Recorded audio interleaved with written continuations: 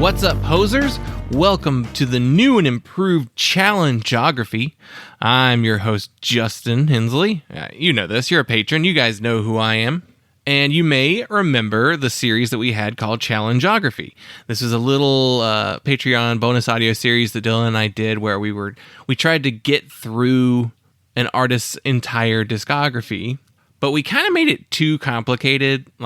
We had a scoring system to it, and the idea was for one of us to see who could get done the fastest or listen to the most of a discography, and we were assigning points for an album versus an EP versus a single, all that.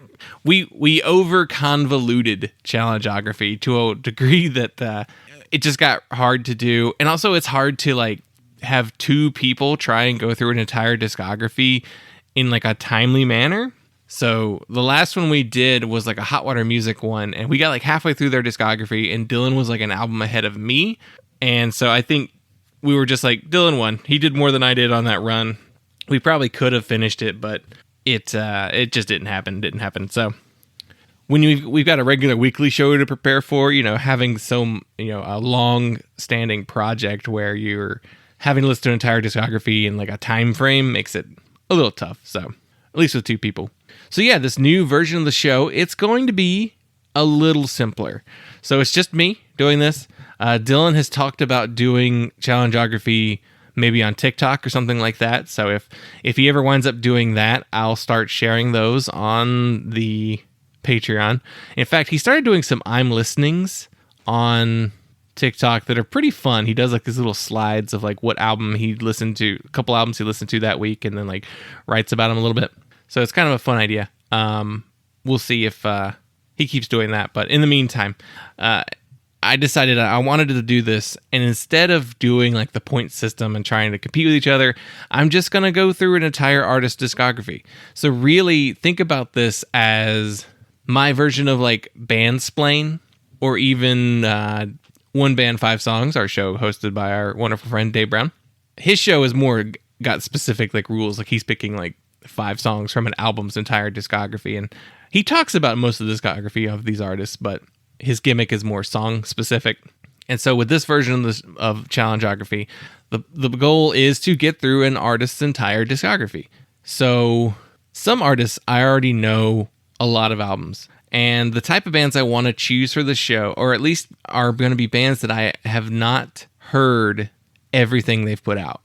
So the idea is that I'm going to pick a band that I've heard no more than half of their discography. So if a band has 7 albums and I've heard 4 of them, they won't qualify. I won't do them.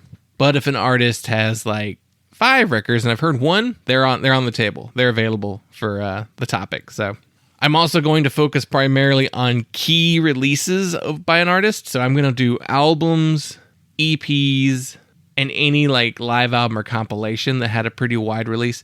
I'm not really going to hunt down singles or B-sides unless it's very, very important that I do, or they don't have that many to begin with. So, but it'll make more sense, especially when we start talking about the artist today. But just because singles are hard to find, and a lot of times it's just one song, and then what am I going to say about just that one song? So bigger releases, more key releases, and if it's a single and I talk about it, it's because it's the only place that single appears or something like that. So that'll depend on artist to artist, of course.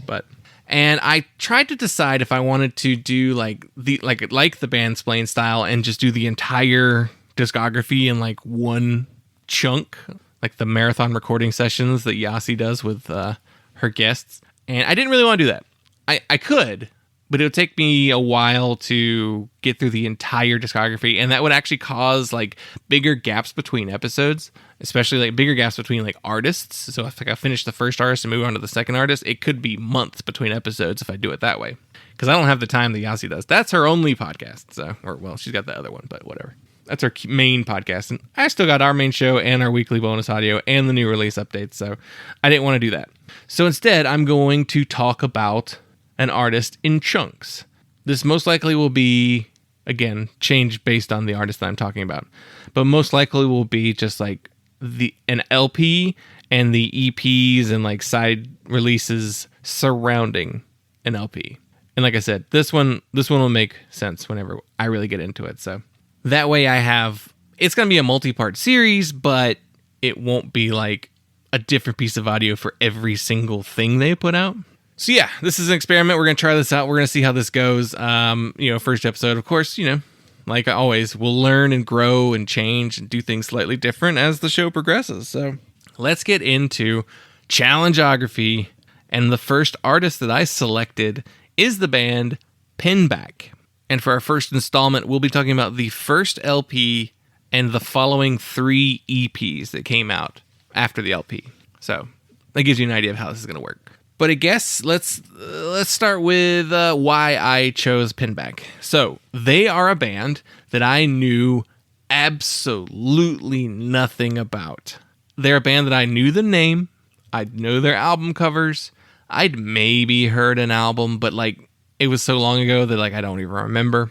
And when Rob Crow, one of the singers in Pinback, started his new band with John Reese of Rocket from the Crypt called Plosives, my initial reaction was, okay, I didn't know that's what his voice sounded like.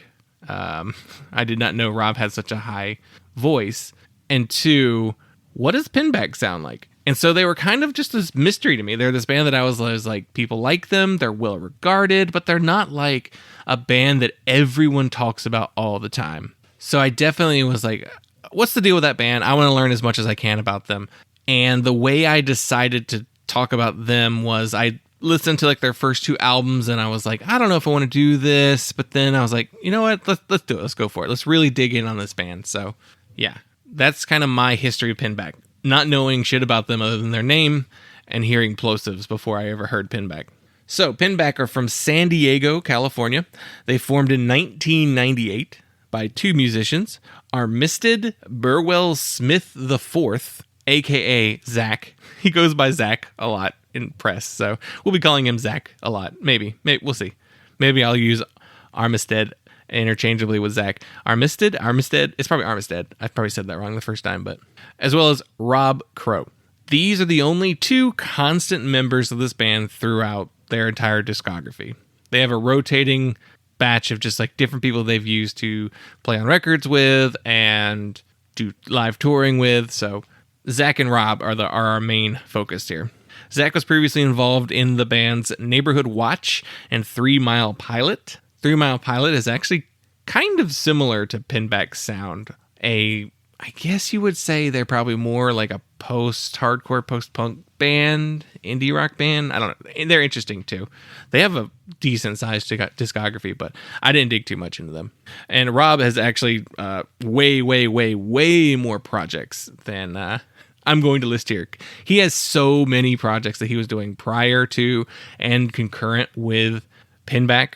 Plosives is the one that I was first introduced to, but there is one that I had no idea was connected to them.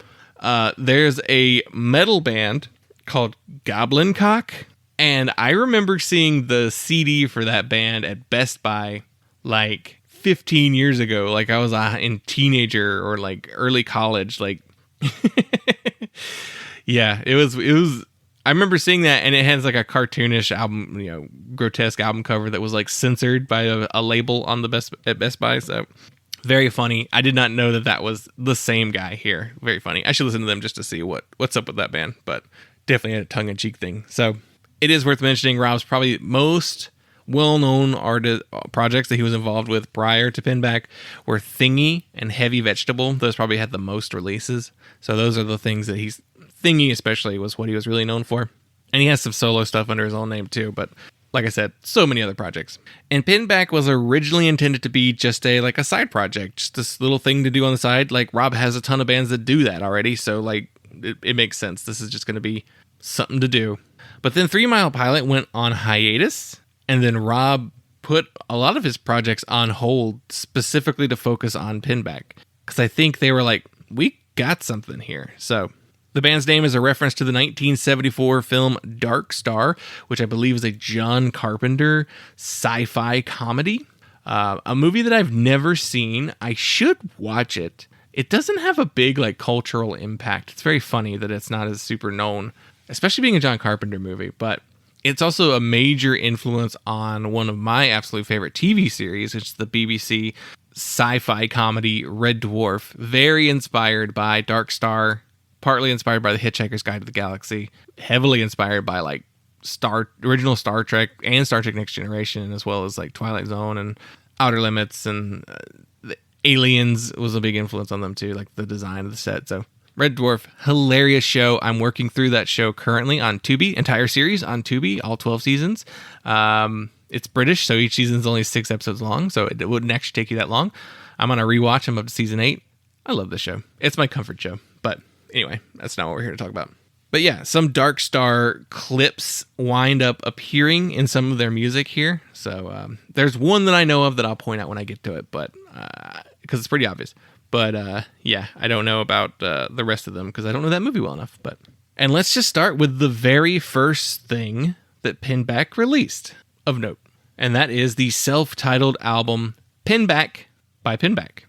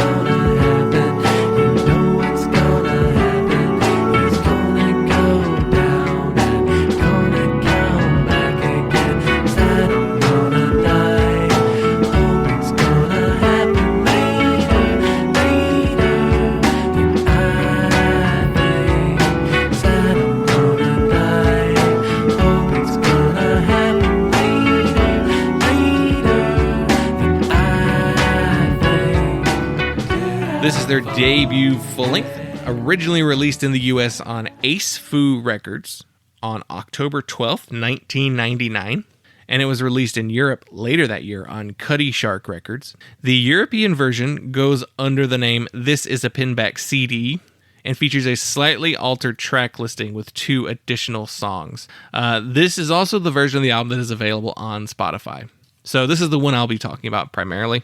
The only difference is they added 2 songs to the album and then rearranged, I believe, 2 songs too. 2 of the original songs. So it's not a major change, and that's why I was fine with just doing this version because it was released the same year. It's not like it was 4 years later and they reorganized it or something like that. But the album was produced by Zach, and for this album, Zach performs vocals, bass, keys, guitar, and drum programming. And Rob performs vocals, guitar, bass, drum programming, not two separate instruments, keys, percussion, timpani, scratches, as in DJ scratches, and cello. And joining them on this record on drums is Zach's 3 Mile Pilot bandmate, Tom Zinser, and he performs on 2 songs on here, Rousseau and Montaigne, kind of a French word, I believe. And immediately you're like, wow, these 2 dudes play a lot of instruments. And they do. They play so many instruments. It's so wild how talented they are as musicians.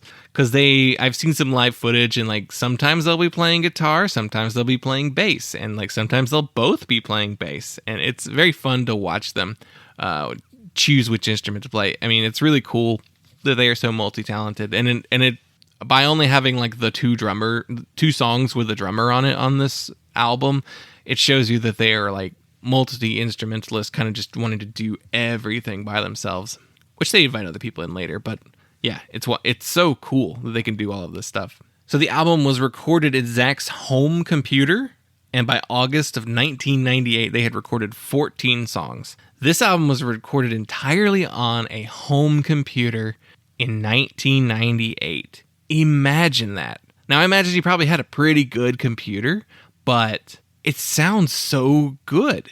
Like, I'm shocked at how good it sounds, like, all these years later. Like, I hear this album and I don't go, oh yeah, that's got that, 90s production, or like, oh, that's got that weird compression that like CDs had during the like 2000s that they hadn't quite figured out.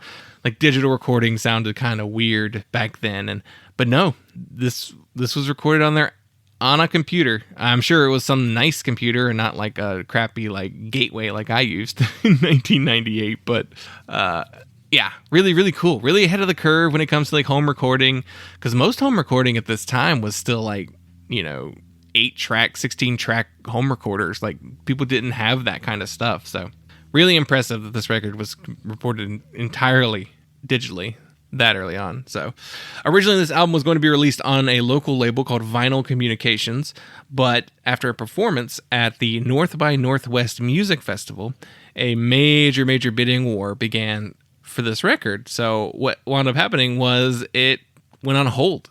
My guess is they played this thing, and then people came up to them like, hey, I run a label, you should put your record on our label. And they were like, well, we already have a label we're going to be working with, but these other labels were like, we can get you better distribution.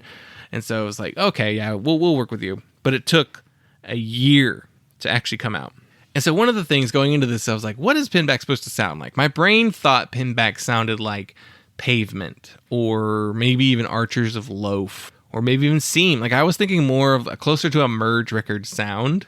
And instead, what I get is a very, very different record. And so when I talked to Dylan about this, and I was telling him my idea for Challenge-ography, and I told him, I was like, think about doing Pinback. But one of the questions I asked is, do all their songs sound like that? And if you've heard this album, you know what I mean. And Dylan's response was, yes, they do. And what I mean by that is every song is playing, it's a very unique sound. What I think of when I hear this record is like something along the lines of maybe like a slower Modest Mouse. Like, take those like quieter Modest Mouse songs that are slightly kind of like plinky and playing along with, like, they're not playing like full chords and stuff like that. Or somebody like a Slint, like a way less mathy Slint, a little slower. There's an emo element to their music, and I did see quite a few people online, especially on TikTok, with like younger listeners who call them like a Midwestern emo band. And I don't agree that they're with that terminology, because one, they're not from the Midwest, so and they're not doing Mineral, they're not doing Braid, they're not doing American Football, but what they're doing does share some similarities between American Football. So honestly, it feels maybe the middle ground is somewhere between Modest Mouse and American Football. It's probably like the best comparison for like the sound. But really, when I think about it, it's just Pinback sound. It sounds like Pinback. And Rob vocally has a very high emo style voice, so I think that's why some emo fans like to call them an emo band. I get it. They're not an emo band. They're not a math rock band, but they do emo and math rock things in their music. Ultimately, they're still, to me, just an indie rock band. The number one thing you notice while listening to this album is the guitar work. Almost none of the guitars on this record, or bass, because they alternate between playing bass and guitar on the album, is very little strumming. It's not so much strummed music. Instead, it's mostly plucked. And I watched some videos of Zach playing bass, and he doesn't play with a pick. He plays with his hands. There's some slap elements. There's definitely some finger picking going on. There are chords, like he's making a chord and then like pulling some of the strings, but it's definitely not power chords. They're not just like strumming along on this record. Almost every song is like picked in some way. So by doing this like picking style of playing guitar and bass, you get this very percussive feel to the record. And while most of the record is just drum programming and like 2 songs with actual drums on them, they do this really neat thing where it's almost like the drum beats and the bass and guitar picking are on opposite beats. So it's like they're on the off beat. that the guitar and bass are picked. It's very interesting. It gives this, like I said, a very percussive feel to the sound of this record. There's another band called Battles. They're like an instrumental math rock band. I think it's like some former Don Caballero people, which Don Caballero would be a good comparison too. But like there's like this like, it is mathy in a way. Like you're timing your drumming and programming with the between notes of the guitar and bass. So it's really unique sounding. Like I've not heard much that really does sound like this, especially that doesn't like turn into math rock. And so the band has two singers, Zach and Rob, both do all the singing on here, and that adds another kind of like intertwining feel. They have very similar voices. They both have like kind of higher voices. I don't know who to exactly compare them to. I've never actually been able to 100% figure out who they sound like, but they are roughly similar vocally, so it's kind of hard to tell who's singing what, which is, it's fine. Their voices work really well together, but there'll be songs where they're trading off vocals, and like I didn't know it until I saw live footage where I was like, oh shit, there's two people singing this. Very, very interesting. There are a variety of keys and synths on this record. They add a lot of different textures to the album. There are some fun samples, a lot of electronic drum beats on here. Like the record feels a little bit like a magic trick to me. It's like everything has to be timed perfectly to sound clear. It avoids becoming like this big mess. Like everything works just perfectly together. And so the album opens up with the track Tripoli. It has a great hook on the chorus, and then you get to like the DJ scratching on this track. I was taken aback. I was like, what is this band? Like it gives them a trip hoppy feel to them. Even though there's not that much, I don't think you really hear DJ scratching on the rest of the record. It was just very like, what am I listening to? Well, the first time I heard that, I was like, whoa, that's insane. What is that? And then the second track, Hurley, opens up with a sample of George Hurley of the Minutemen's drum from the song It's Expected I'm Gone, which is just this like, I heard it the first time and I was like, holy shit, I know that drum beat. And it's directly sampled from the Minutemen song. So fun. Here, I'll let you hear it.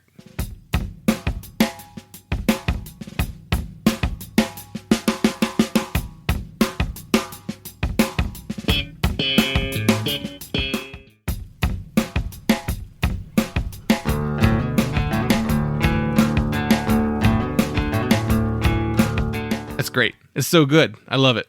The song's Charborg and Chaos Engine's use of electronic drum beats really reminds me of the band Arab Strap, which is another like two-man project where they have like people perform with them live, but it's just the two of them in Arab Strap, and they used a drum machine on a lot of their early records, and very similar feel to these two songs on this record. But there's also like a really fun organ sound on Chaos Engine, and then that song also like picks up with like a double kick at the end. Really cool. There's a song on here called Shag that has some really fun percussion that is also sampled from the Shags song, Shag's Own Thing. So I'll play that here too. Okay, girl, now let's see what you can do.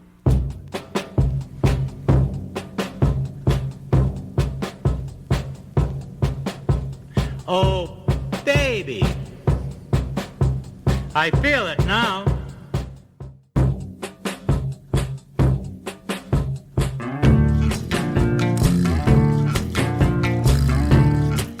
It's really cool how they're using these like elements of other artists in the past and then just like borrowing them and incorporating them into their own sound.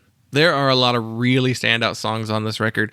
One of my favorites on here is Loro. Loro is similar to Tripoli for me in that it's like a chill song.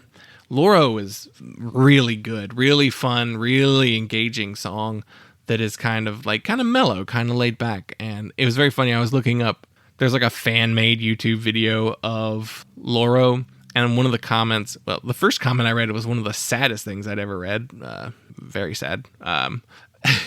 But Loro is apparently for a lot of people just a song that they use to calm themselves down. There's one person who said, whenever I have some like, when I was at school, whenever I had a test, or like whenever I was at work and I had a big like presentation type thing or interview, I would listen to this song beforehand and it would chill me out. And I could see how this song could be super beneficial to you. Last night, I listened to the album again, just kind of as a refresher, because I was going to try and record this today. And I listened to the song, and I actually had a pretty rough day yesterday. It was definitely not a lot of sleep involved, an emergency vet visit thrown in there, and just like slept later and then didn't go to work because my sleep is all fucked up. Anyway, you're not here for that. But listening to that song that late at night, I was like, this is nice. This is calming. This is exactly the kind of thing I need to hear right now. So, Loro, that's a 5-star song for me. This song is incredible. I love it. I'm probably going to be listening to this in like repeats in the future. And I'm not even like a single song repeat kind of guy. So that's got to tell you something. There's another really killer song on here called Crutch. It has a really fun rock energy to it. It's got a really huge bass sound. Like, there are so many good songs on this album. I was amazed at how good some of these songs are. The only real drawback I feel like this album has is it's 50 minutes long. It's a pretty long album. I mean, this is the extended version with 2 new songs on it, but the original version is still like 40-something minutes, and the songs themselves are similar in the same vein that, like, there's a little sameness, especially when you get towards the end of the album.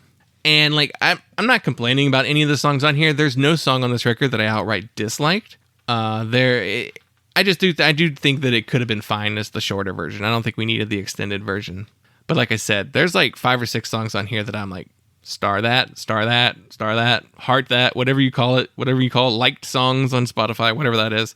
There's a lot that I added to a list last night. And so I was just like, this record is really good. And these songs like hit in a way that are so special. So for this record, the songs Tripoli and Loro were each released as singles. Tripoli was on a 7-inch with a remix of Hurley called Hurtley. It's called like the Wedding remix too, as well as some more remixes of Tripoli and Hurley on the maxi single CD version. And that came out on Cutty Shark. And then Loro was released on a 7-inch with Clemenceau, which is a song... Clemenceau. I don't know. They use a lot of French words, so I don't know how to pronounce some of this stuff. But that song's not on this record. It's a B-side. I believe we will hear that later. That came in on Ace Fou as a 7-inch, and then on CD, Clemenceau and Avignon released as a maxi CD on Cutty Shark. The initial reaction to the album was positive. Pitchfork gave it a 7.2 at the time, which actually, if you think about 90s Pitchfork, that's pretty good. The review was positive. It was not snarky, really at all. So kudos for them. And following this album release, the band toured the West Coast as well as Europe. They were featured on NPR's All Things Considered. And this CD actually became an in-store play for Urban Outfitters. And they were the featured band on Napster at the peak of Napster's like controversy. Originally released only on CD, it was pressed on vinyl for Record Store Day in 2014, and it's out of print. I'm pretty sure it's out of print. I didn't double check, but a lot of their stuff's out of print and hard to get. They have a very dedicated fan base that buys their stuff, but I guess like there's small print runs on a lot of that stuff too. And that is the end of our first LP, but we got a couple EPs to check out next. So we're going to move on to Live in Donnie's Garage.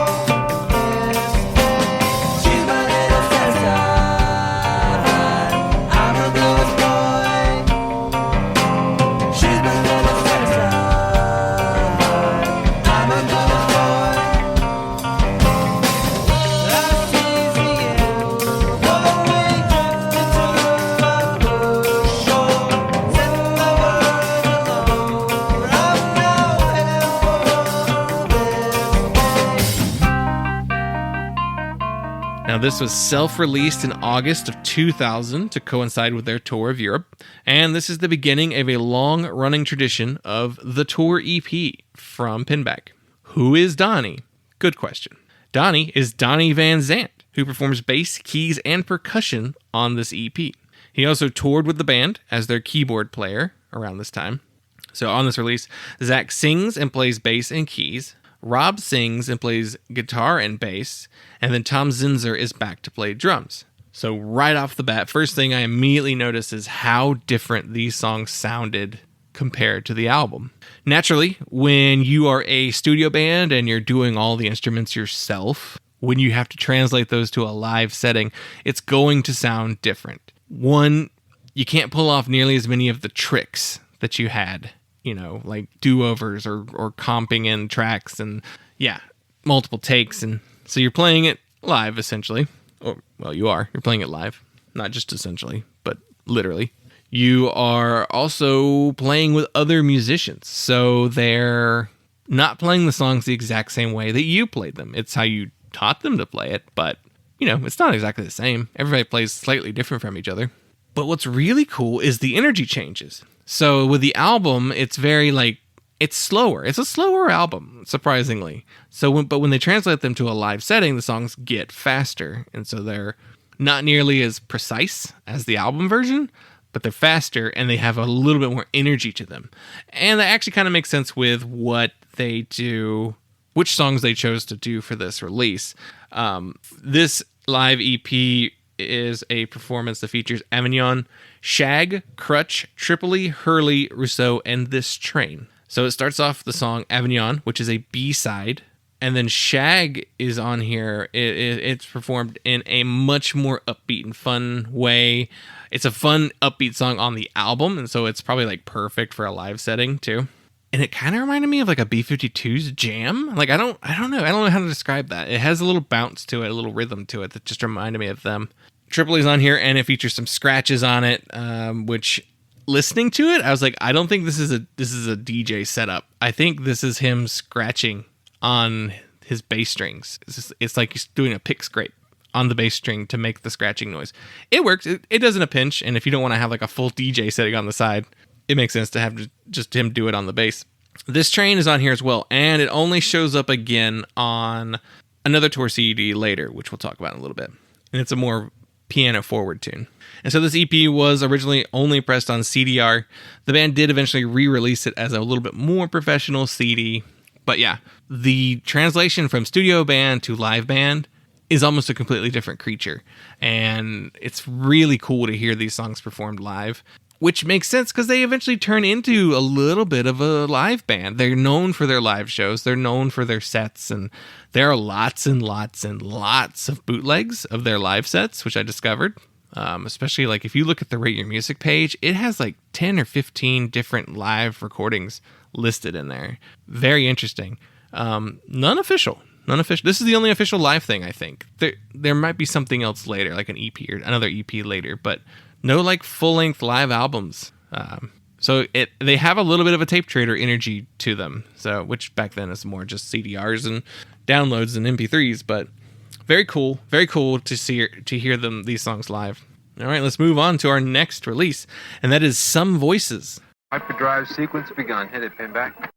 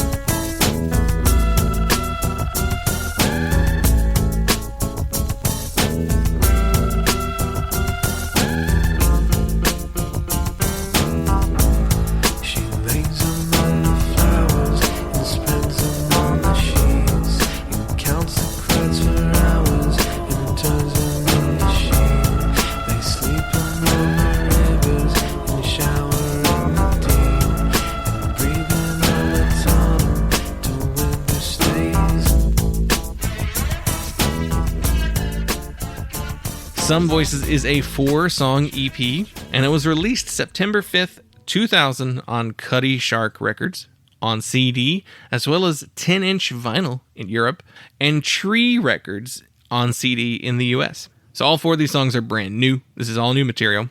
For this record, Zach is singing, playing bass, guitar, piano, accordion, cello, and drum programming. And Rob is singing, playing piano, guitar, bass, cymbals, as well as more drum programming. And we also have Tom Zinzer back again, playing drums on the songs Manchuria and June. So yeah, we have the live EP between this EP and the first album. And one thing I immediately picked up on was, oh, their sound is changing already. They're evolving their sound from less of a studio-y, precision, perfect thing to something that more resembles their live show. So while the music is still very intricate, because they had to then translate all those studio songs to a live setting, they probably had to figure out a way to play those songs so that they sound good and accurate. And that has to go into the mental capacity when you're writing the songs for your next release to be like, okay, we need to write something that we can play live and pull off. Because it was originally just like it was like a side project thing, being able to pull it off live wasn't necessarily like at the top of their list. Then the band took off and they're like, oh, okay, well, we got to figure out how to do this now. So it changes the way you write your songs. It changes the approach. Like there's still like multiple different people or multiple different instruments performed by the same 2 people primarily. But yeah, definitely just, it's a little less plinky than the self-titled. And the band will become more pop-centric over time, or a little bit more pop-friendly. They start incorporating more hooks and more, though they are pretty hooky. There's a pop sensibility that they start to approach on later releases, and this is kind of a step in that same direction, because this EP has a little bit more straight-ahead songwriting. The title track starts off with a sample. I think this is the one that is specifically from Dark Star, because he says Pinback. There's a character named Pinback in that movie. And it's got some electronic drumming. There's like a repeating synth line on this EP. It's probably I'm not going to say it's the best song on here, because I think that's the final 2 tracks on here. But there's something about it that feels like we put this first because this is the more representative song. There's some more acoustic stuff on the next track on here. Though personally, I enjoyed the song Trainer a little bit more. That's probably my favorite of these 4 songs. But Manchuria they're all pretty like straightforwardly constructed songs. They're not this super like heady sounding stuff. But they're really well done. But yeah, different approach for sure. There is a weird thing about this 10-inch version of the album. So on one side, you're supposed to play it at the 45 RPMs. And then on the other side, you have to play it at 33 RPMs. And I find that absolutely hilarious, because that means if you didn't change it, like you set it on the 45 setting for the A side, but then you didn't change it to the 33 on the B side, that means the songs are going to be a lot faster. I wonder if there's a chipmunky quality to it. You'd be like, that sounds weird when they started singing. I've done that before where I have like EPs or 7 inches or something. I think I even have like an LP that does the same thing. It's like 45 on one side and 33 on the other. But like it starts with the 33 side and then you flip it.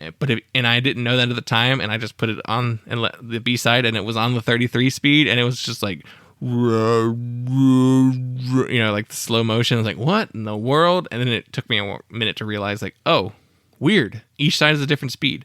I'm assuming that's just because they couldn't fit. They want to do 2 songs on one side, 2 songs on the other. They probably wanted the 45 speed on both, but the backside was a little longer. So they're like, okay, let's just change that to a 33. It's very funny, but yeah, doesn't happen often. Also, 10 inches are a waste. Literally, what they do is they make a 12-inch record and then they cut off those 2 inches. It's literally waste. So keep that in mind if you ever buy a 10-inch. They're not that popular anymore. You don't really see 10 inches like you used to. I had one. It was like a Mighty Mighty Boss Tones, like double 10-inch. And it was just like, why is this way? Why don't you just do it on an LP? My guess is it means that the album was too long for like a single LP, and then it would have had like a blank side, or I don't know, do all 4 sides of 45. I don't know. There's a way to do that. But yeah, bands don't really do the 10-inch anymore. They're just kind of wasteful. And producing vinyl does pollute. So keep that in mind. It's a physical medium and you're producing physical products using chemical products. So like, yeah, it creates some pollution. So I'm sure they reuse that as like some junk wax later. But yeah, my defense of vinyl, I don't know, I'm getting this weird environmental bent, but my defense of vinyl being like a way to collect music and like kind of offsetting the pollution is that most people who buy vinyl keep vinyl forever. People aren't really throwing away vinyl. So I know there is 100% vinyl in the landfills. I know that. But like, it's not a disposable thing. It's not something that you're supposed to like listen to once and throw away. So I'm fine with vinyl being produced. Just defending my hobby, I guess. But Pitchfork gave this EP a 7.1, little lower than the LP, but still pretty positive for them. Really only 0.1 lower. So, solidly received. Was later reissued on 2002 on Absolutely Kosher Records. And then this EP would be collected on another release later called Some Off-Cell Voices. So that's a collection of 2 EPs as one single album. So we probably won't talk about that one, but I'll mention that it came out whenever we get to it. And our final release for this week is going to be This Is a Pinback Tour EP.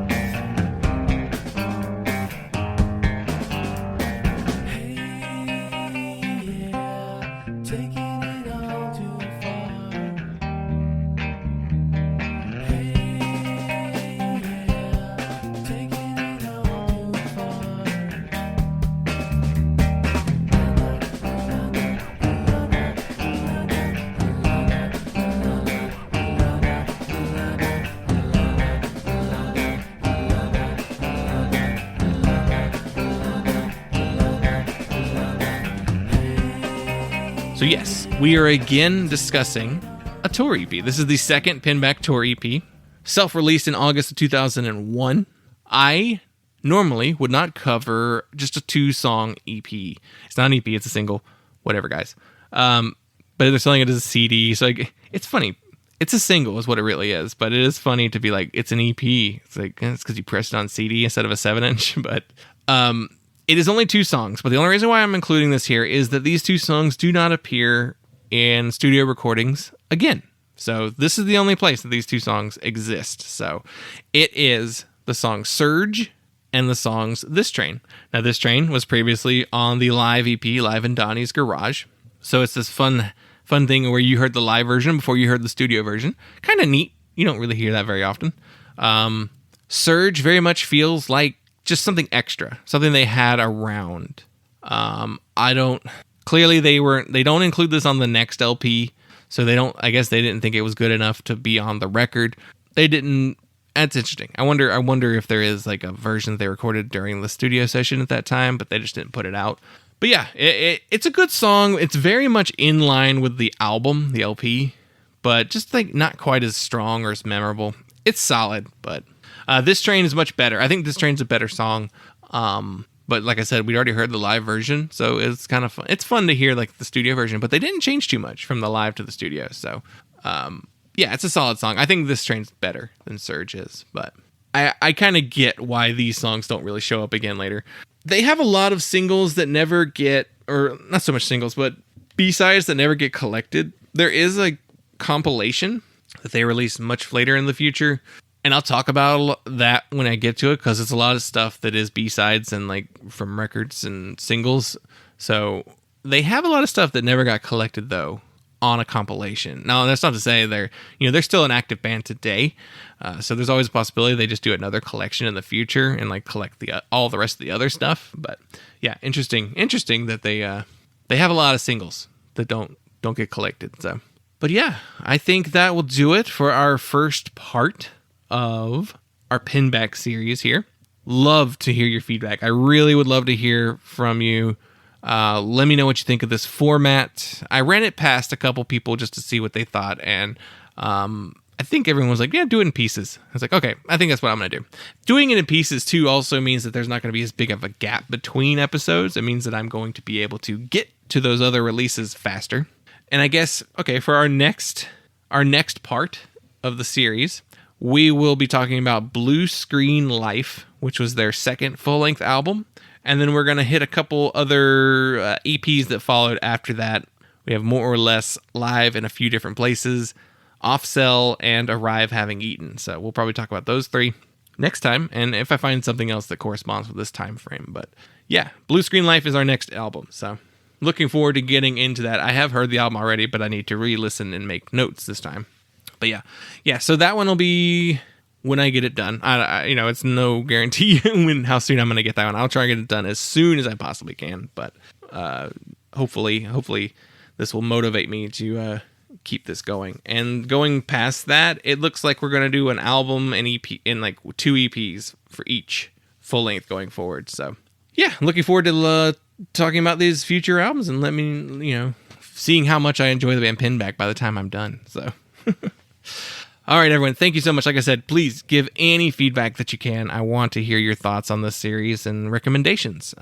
I'm taking ideas for artists for me to cover in the future too. I think I know who I'm gonna do my next artist on, but I got to get through Pinback first. So we'll do that first before we talk about other artists. But yeah, thank you all so much. Maybe I'll do like a special where I do all the side projects, just like not as in depth. We'll see. Getting ahead of myself. So thank you all so much for listening, and I will talk to you later.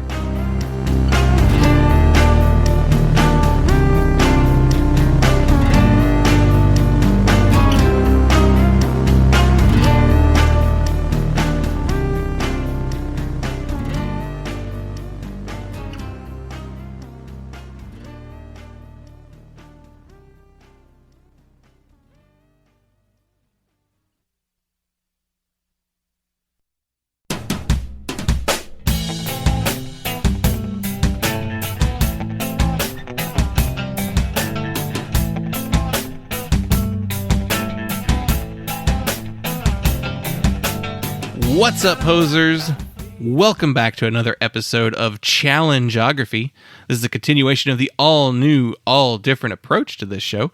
I'm your host, Justin Hensley, and we are here to continue our discussion on the band Pinback. If you're unfamiliar with the Challenge-ography, I did one a few weeks ago where I talked about the first full-length album by Pinback as well as the accompanying EPs that were released afterward. So if you've missed that episode, please go back and look for it. I had a really good time putting that together. I enjoyed that quite a bit. And I've really been enjoying my deep dive into a band whose history that I didn't know much about. I didn't know too much about their music. I didn't know too much about their story. And I've definitely found a lot that I really like in the band. So I hope you all enjoyed that. And we're gonna kind of get right back into it. So we last left off in the year 2001 with the This Is a Pinback Tour EP. And this is one of many tour EPs they would release over the years. So that was the last thing that we discussed. And let's get into the next full-length album. So let's start with Blue Screen Life.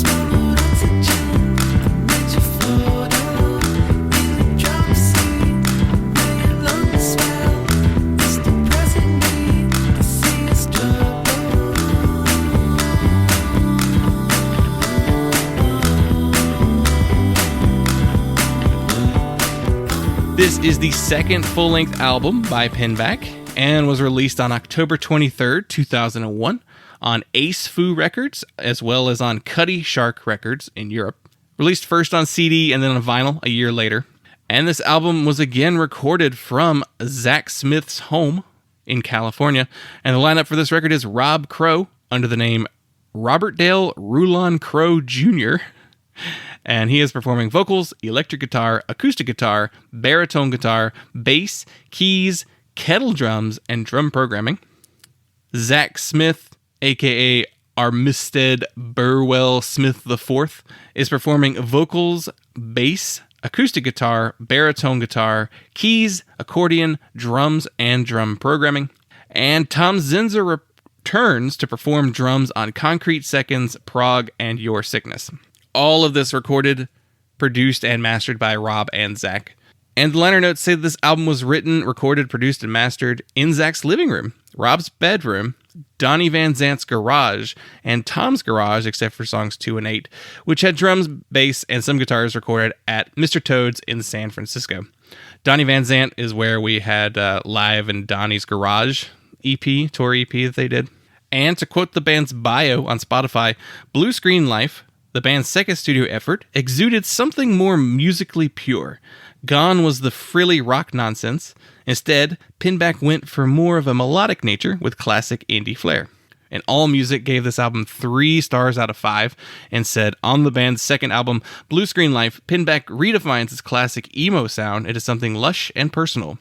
Quirky pop harmonies swirl into indie rock bliss, and sweeping acoustics explore the band members' grand air as they make a sound for themselves. Blue Screen Life is a progression for Pinback, and internal complexities inside the band's songs are quite obvious. It's not unique or brilliant. It's a healthy dose of Pinback's satisfaction in keeping things simple, lyrically, and musically.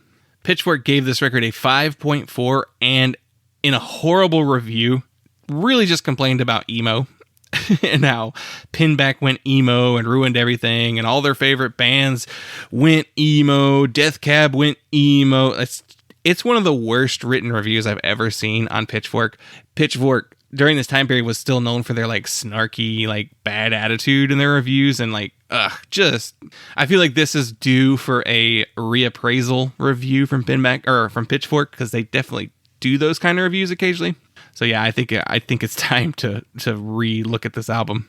And the BBC reviewed this album and said, excelling in layered vocal harmonies, floating above complex acoustically driven soundtracks, this new Pinback release follows this trend closely. Unlike earlier material, the focus is kept clearly on the harmonies, no matter how many odd time signatures that get thrown in. Think Devo, The Cars, Modest Mouse, Can, Primus, and then think of none of them. So, fun little review there from the BBC. I like that look. But yeah, Blue Screen Life, it's the second LP, and one thing I noticed immediately was, they've definitely learned how to make Pinback a more reflective of their live sound. The first record was done entirely at home in a studio, probably before they'd even played live. I don't know exactly when the first Pinback shows were, but it definitely feels like a studio record. Like, it's the kind of things that you could only achieve via studio. And yes, this record does have those elements to it as well, but there's definitely more of a how can we pull this off live approach. So it's definitely there. The album starts off with a clanky opener called Offline PK. Pretty good, pretty solid opener. But the second track, Concrete Seconds, leans a lot harder into the more melodic side of the band and has this fun analog synth line that is very much a carryover from the Some Voices EP that we talked about in the last episode. Has a really strong chorus. I think I even read a review that specifically compared it to the Rentals synth, analog synth. So there's definitely some similarity there. Because when I was listening to it, I was like, that does kind of sound like and I guess they're Moog synths, those little analog synths that the Rentals use a lot. I definitely thought of them. But yeah, Concrete Seconds is definitely a very standout track. BB Tone, it's another really strong song. It's a little bit twangier sounding guitar, but that same intricate percussive sound. But you get to Penelope, and this is one of the best songs on the entire record. It was released as a single. This song is incredible. Listening to it, I'm instantly like, this was a single, right? Before I even did research, finding out what actually was a single. It just has that pop sensibility that would have worked just so well as a single. So this song is fun because it's about, I believe it's Rob's pet goldfish.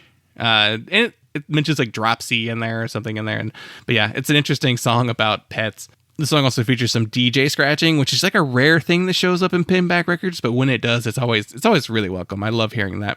We move on to XIY. This is another really great track. Some really fun plucking.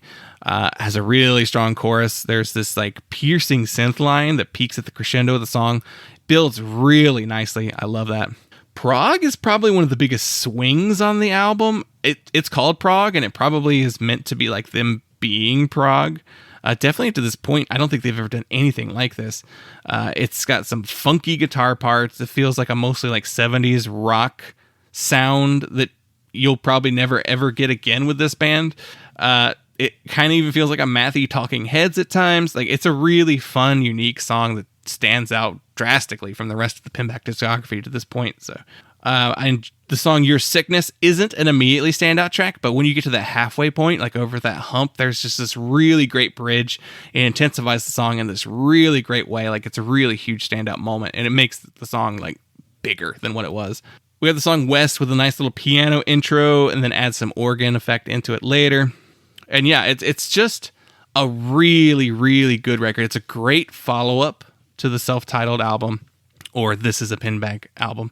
And I think it's an excellent record. I do still prefer the first record a little bit more than this one, but it is a nice little progression of their sound.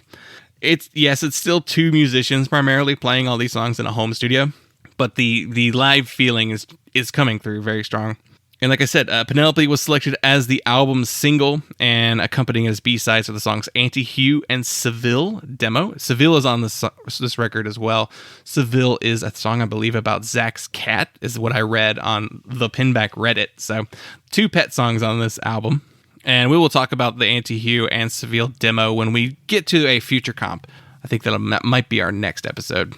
Funnily enough, Seosin have covered Pinback, which is interesting. There's not a ton of Pinback covers out there.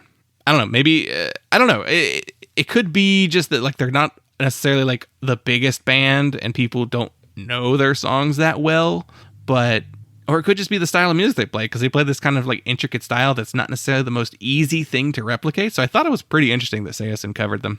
There's also a Japanese import version of this album that features Surge from the This Is a Pinback Tour EP, as well as Anti-Hue as well. And yeah, the album was reissued on vinyl in 2016 for Record Store Day. These first 2 records, the vinyl reissues, I think, like, they're Record Store Day stuff, so they sold out fairly quickly. But I think, like, Pinback vinyl is expensive. Like, a lot of the stuff has not been kept in print, so it's hard to get a hold of, and definitely you're gonna spend a couple dollars whenever you try to hunt down some vinyl copies for this. But they should do some more reissues. I don't know, they may not be like a deeply nostalgic band or necessarily want to do that kind of stuff, because they're very prolific musicians and they do tons of other things, especially Rob. So I don't know how much they're just on to the next thing, and they don't necessarily want to spend a ton of time. So I guess it would be up to the labels to reissue this stuff. But that is our LP for this episode. And now there's a couple EPs that we're going to take a look at that were released around this time period. Up next, we have More or Less Live in a Few Different Places.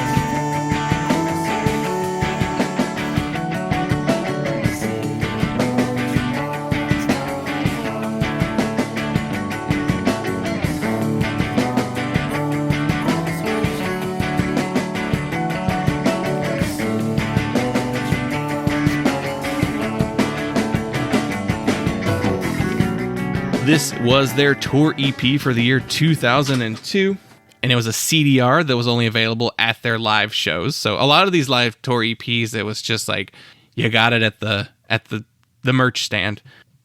If I'm not wrong, I read that they gave a lot of them out for free, which is really cool of them to do.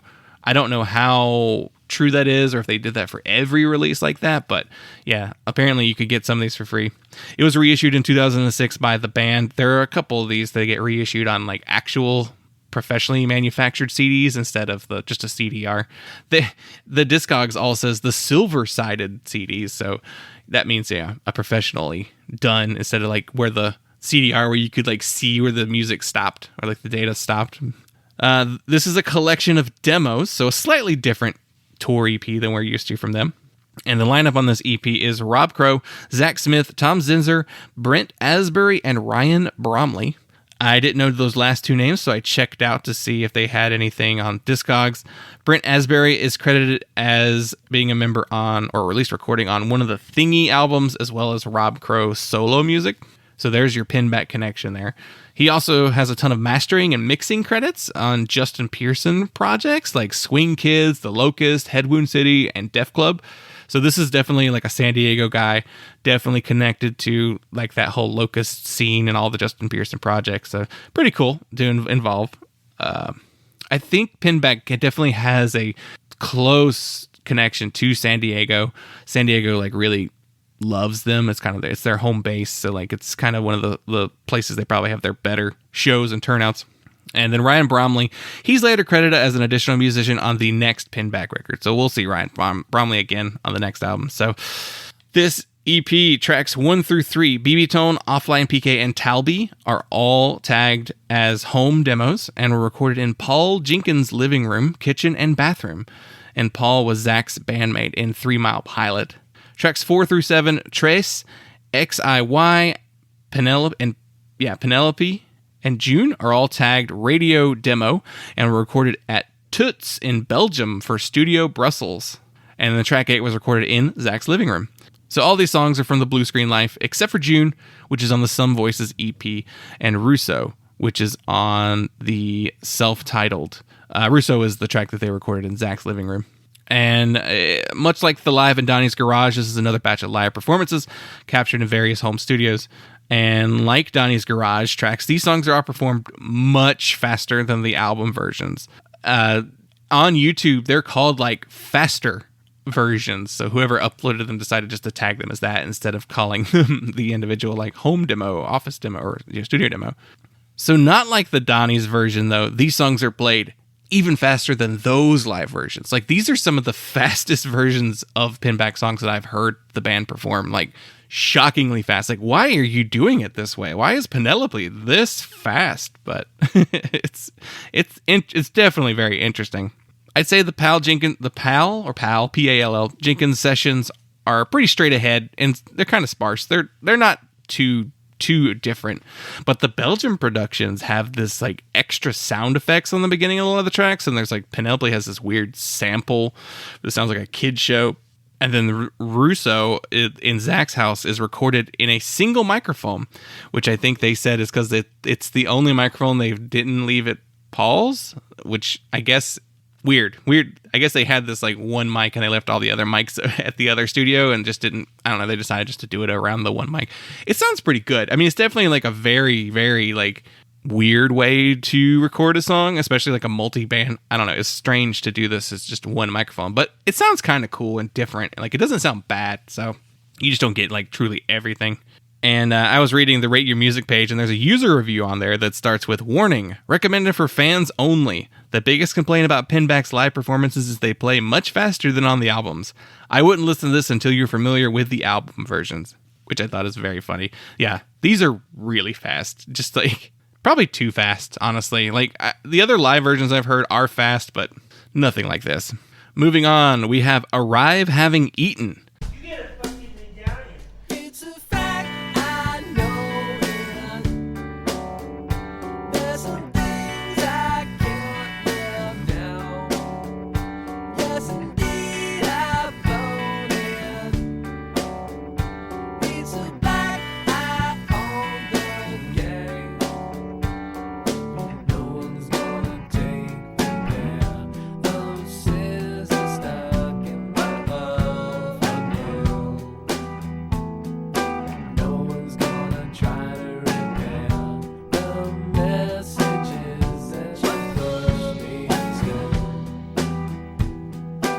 This was their tour EP for 2003.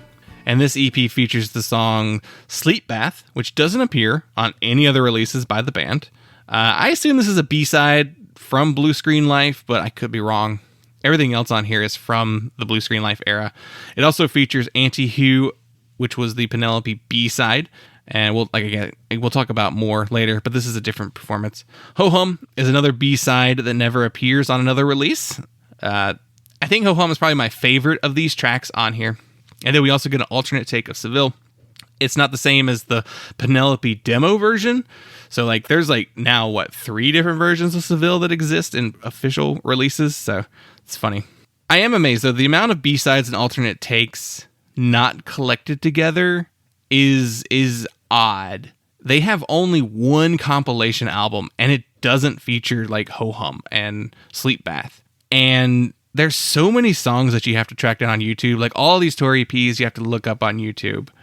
You could very easily fill up a double LP of all the tour EPs and all the B-sides and the alternate takes. Throw in any home recording or demos that people have never heard that fans would really love. You could make so many, I don't know, you could put so many more songs on another compilation together. I don't know why they haven't done that. This may lend to them not being, maybe they're not as nostalgic. That's my theory.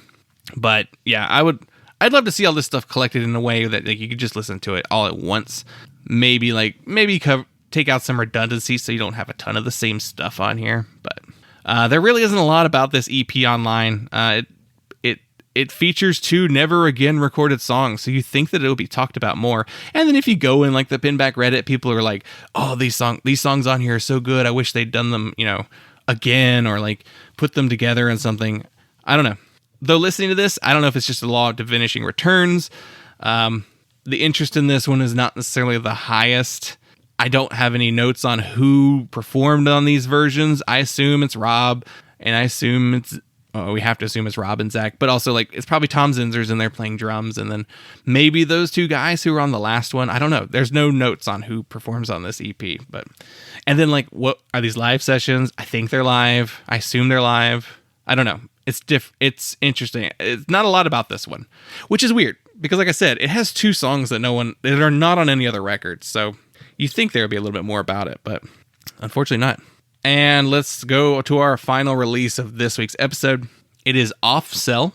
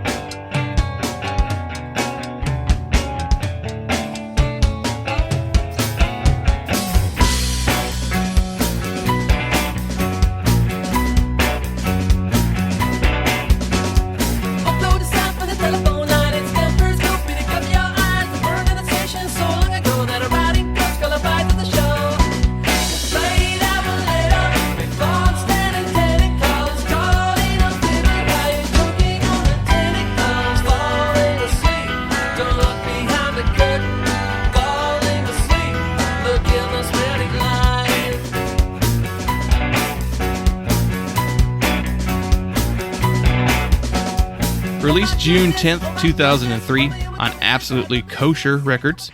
This marks the first time the band has worked with a label other than Ace Fu and Cuddy Shark, outside of the international distribution on a couple other labels. But as far as primary distribution and production, Ace Fu and Cuddy Shark have all been it to this point.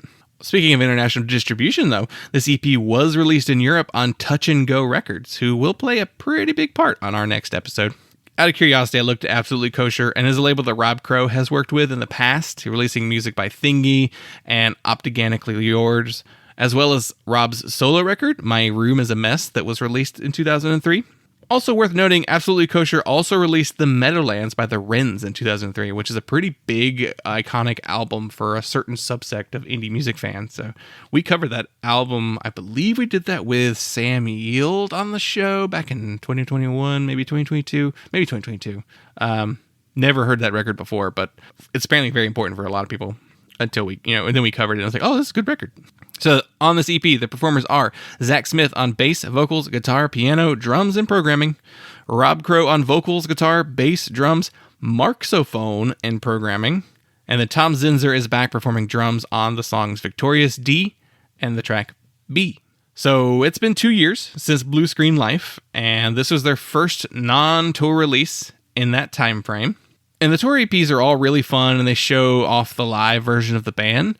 But don't forget what brought you to the dance, Pinback. It's the studio albums. So off the bat, Off Cell feels more like the band than Some Voices did, which is the previous EP. Pinback are interesting because they have their studio albums, and they have all their tour EPs, which are like live sets and demos and alternate takes and everything. But then they have these 2 EPs, Some Voices and Off Cell. And one review I read said that they don't treat their EPs as like cast-offs and just extra songs. Like they treat them as almost like albums. Like they go in and they lay down these like all original tracks. Nothing is repeated. They do like these really cool, full studio production sounding stuff. So it's really cool how they treat their EPs. This EP is like 25 minutes long too. So it's a nice little chunk of music. And with on Some Voices, they still feel like they're kind of figuring out their sound after becoming, like their main project. But on this EP, they really do feel a little bit more like as a complete picture. Like they've had 2 LPs at this point. They've toured for years now. So like they know who Pinback is. Whereas with Some Voices, it was like, do they know who they are yet? But they got there.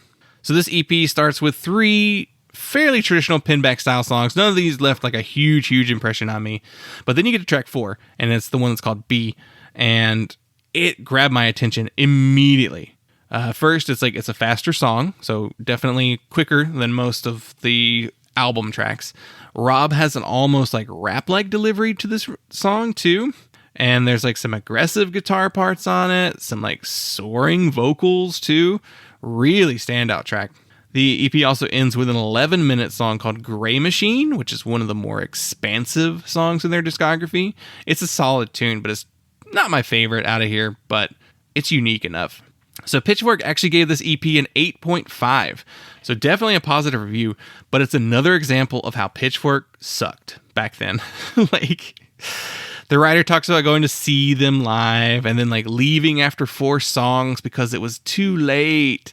But then like how sad they were that they waited 4 years to see them. I was like, okay, well, if you're so sad about waiting 4 years to see them and then leaving, are you really that sad? Like, I don't understand the complaint of like, oh, this club, because the complaint about the club, the type of space it was like, oh, this club is like way too corporate or whatever. And then like they took forever. There's a fog machine, and like made a big deal about a fog machine being there. Really weird review. I mean, it's a positive review, but it was also just strange to be like, oh, I waited forever, but then I was sad I had to go home. It's like, well, stay. Then the review also like complained. They're like, 4 songs in, I got the picture. Like, what? Are you a fan? Like, what is this? You're complaining about how late it is. You're complaining about you waited years to see them. And then you're like, I heard 4 songs. That's good enough. Like, what is this review? Ugh.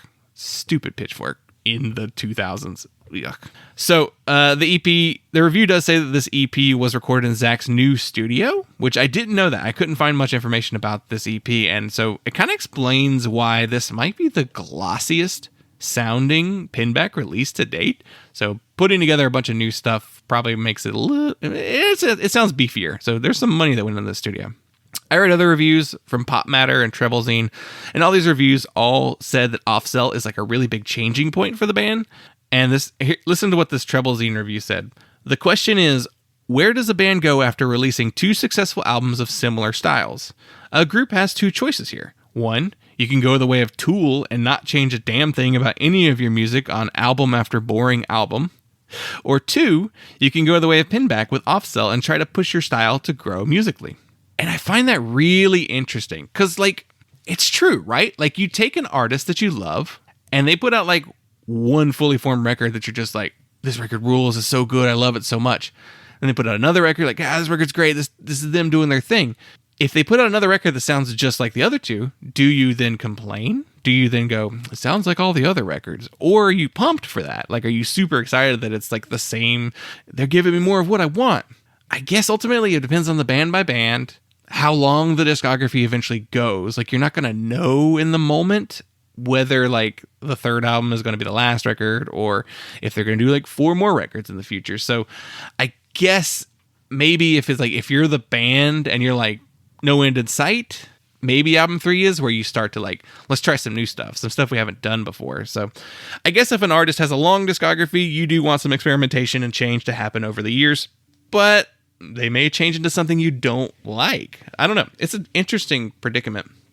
I guess you wouldn't want the band to release the same album like 7 times in a row.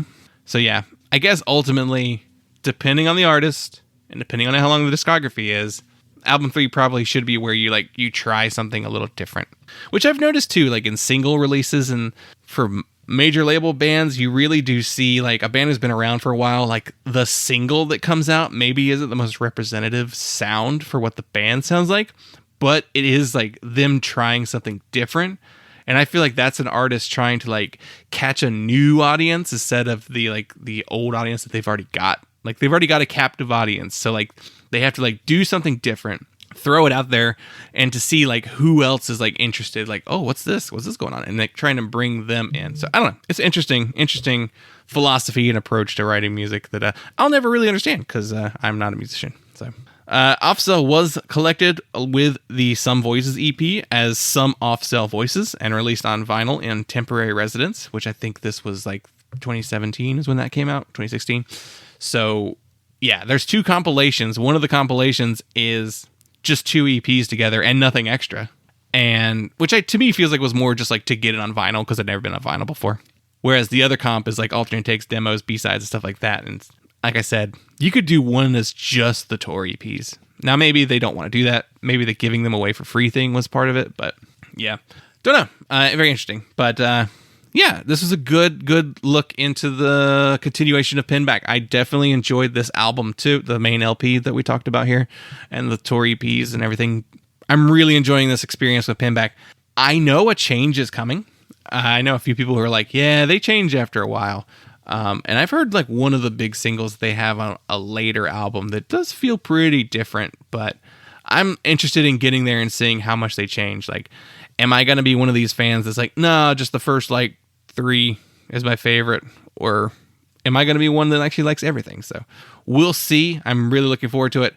Our next part in this installment will cover the Summer in Abaddon album, the Too Many Shadows EP, and the Nautical Antiques compilation. So that's the compilation that I've been hinting at that we'll talk about later. So that's all for that episode. So it's just 3 releases per episode going forward now. So definitely a little bit more sparing with their release cycle at this point. So thank you all so much for listening. I hope you enjoyed this look into Pinback. I'm planning on continuing this series, so I'm thinking about who I want to cover for my next series. So once I get through parts 3, 4, and 5 of this, I broke this down into 5 parts total. So once I get through those, then we'll cover them. But thank you all for listening, and I'll talk to you later.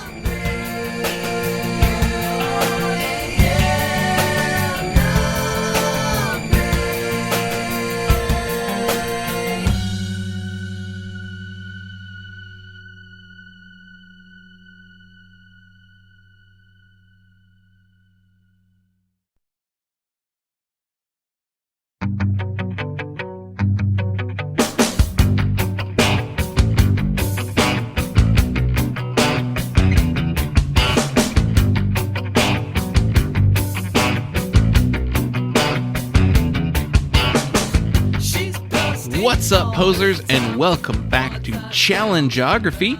I'm your host, Justin, and this is part 3 of our Pinback series. So if you've missed the previous parts, please go back in the feed and check them out. I've done 2 previous Pinback episodes discussing the first 2 LPs and the EPs that corresponded with those releases. I guess, though, if this is your first time, weird, but welcome. Maybe you're just a fan of this very specific album that we're talking about today.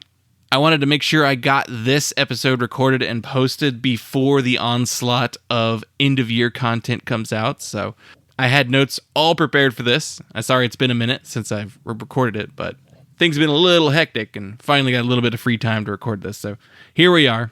I definitely want to get this done before our Album of the Year content starts coming out, and the follow-up to this probably won't be until January, so Part 4 will be on the way, but it'll be a few weeks from now, so just wanted to go ahead and let you know in advance.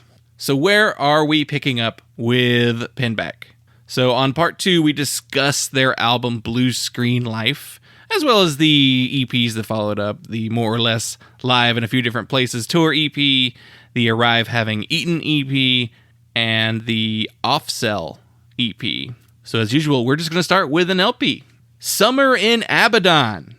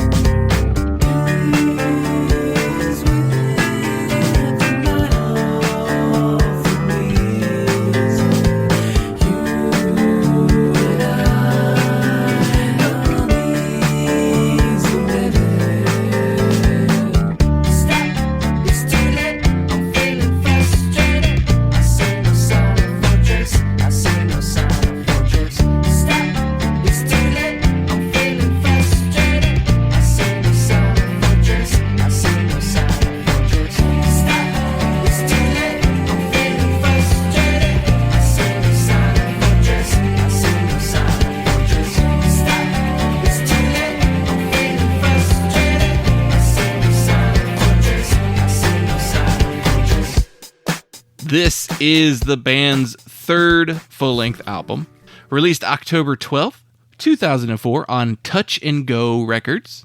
You might remember last episode that I mentioned that Touch and Go are going to become an important label for the band after they distributed their Off-Cell EP in Europe for them. So naturally, they have signed with Touch and Go and now have an LP. And Summer in Abaddon's a big one. Like, this is a really big record in the Pinback discography. This is probably the most well-known album. Ace Foo and Cuddy Shark, their previous record labels, weren't really that big of labels, so I imagine they weren't getting the best distro and the best placement in magazines and on radio like that. So, Touch and Go comes out and we're like, okay, here we are. We're off to the races now. Also, speaking of Off-Cell, a lot of the reviews I read for that EP said that there was a big change in Pinback's sound and what was happening, and it's playing out even more so on this record. While all the elements of previous Pinback albums are still very present in their sound on here, there is an immediate, noticeable step up in regards to the production values. So this was recorded in Zach's back room and Rob's bedroom home studio. Everything sounds much richer. It's much more lush. There is like a three-dimensional feel to the mix on this record. Like, you could sift your way through each instrumental and vocal track, pick it up, hold it, turn it in your hands, and be like, look at this, like a fully formed thing. I'm not saying the previous records are flat, but the new studio that Zach put together clearly has a little bit more oomph behind it. There's some more toys to play with, so big upgrade on the studio front. And remember, these are home studios. Everything they've done to this point has been home studios. So naturally, the first couple things you do aren't going to be ideal. But that being said, for home studios, the self-titled record and Blue Screen Life sound impeccable. So he got the most out of a time period where home studios weren't really that impressive. So even more impressive that this record sounds as good as this one does, because it sounds marvelous. The songwriting on this record is also a little bit more varied. There's tracks on here that feel like Blue Screen Life songs, and then there's one song on here that definitely feels like it could be on the self-titled. But there's different approaches that some of these songs feature, so nice little change. A band eventually progresses over time, and this record shows it. So the personnel on this album is a little bit more guarded than previous. So as far as who's playing what, we don't really have a breakdown. On previous albums, they were listing every single instrument that everyone played on the record. This one, it doesn't tell you what they played at all. My guess is everybody plays a little bit of everything. I put together a couple things based off of touring information and what some of these people played in the band live, and I figure that probably translates a little bit to the record. So we have Armistice Burwell Smith IV, aka Zach, and Rob Crow, the two permanent members of Pinback. We also have Cameron Jones, who played with Rob in the band Physics. Cameron is actually replacing Tom Zinzer as the band's longtime drummer. So Tom has been on all of the previous existing records. He was their live drummer. The first and second record have a lot of drum samples on it, so Tom doesn't play like the full record. But this record, it kind of seems like Cameron actually is playing more on the album than Tom would have previously. We also have Kinseth Thibodeau, who plays keys, bass, and guitar, and Ryan Bromley, who we mentioned on the last episode, plays guitar, bass, and keys. Those are their tour credits. I don't know exactly what they play on the record, but you get the rough idea what these people can play. Honestly, if you've seen any footage, Zach and Rob play all the guitar and bass.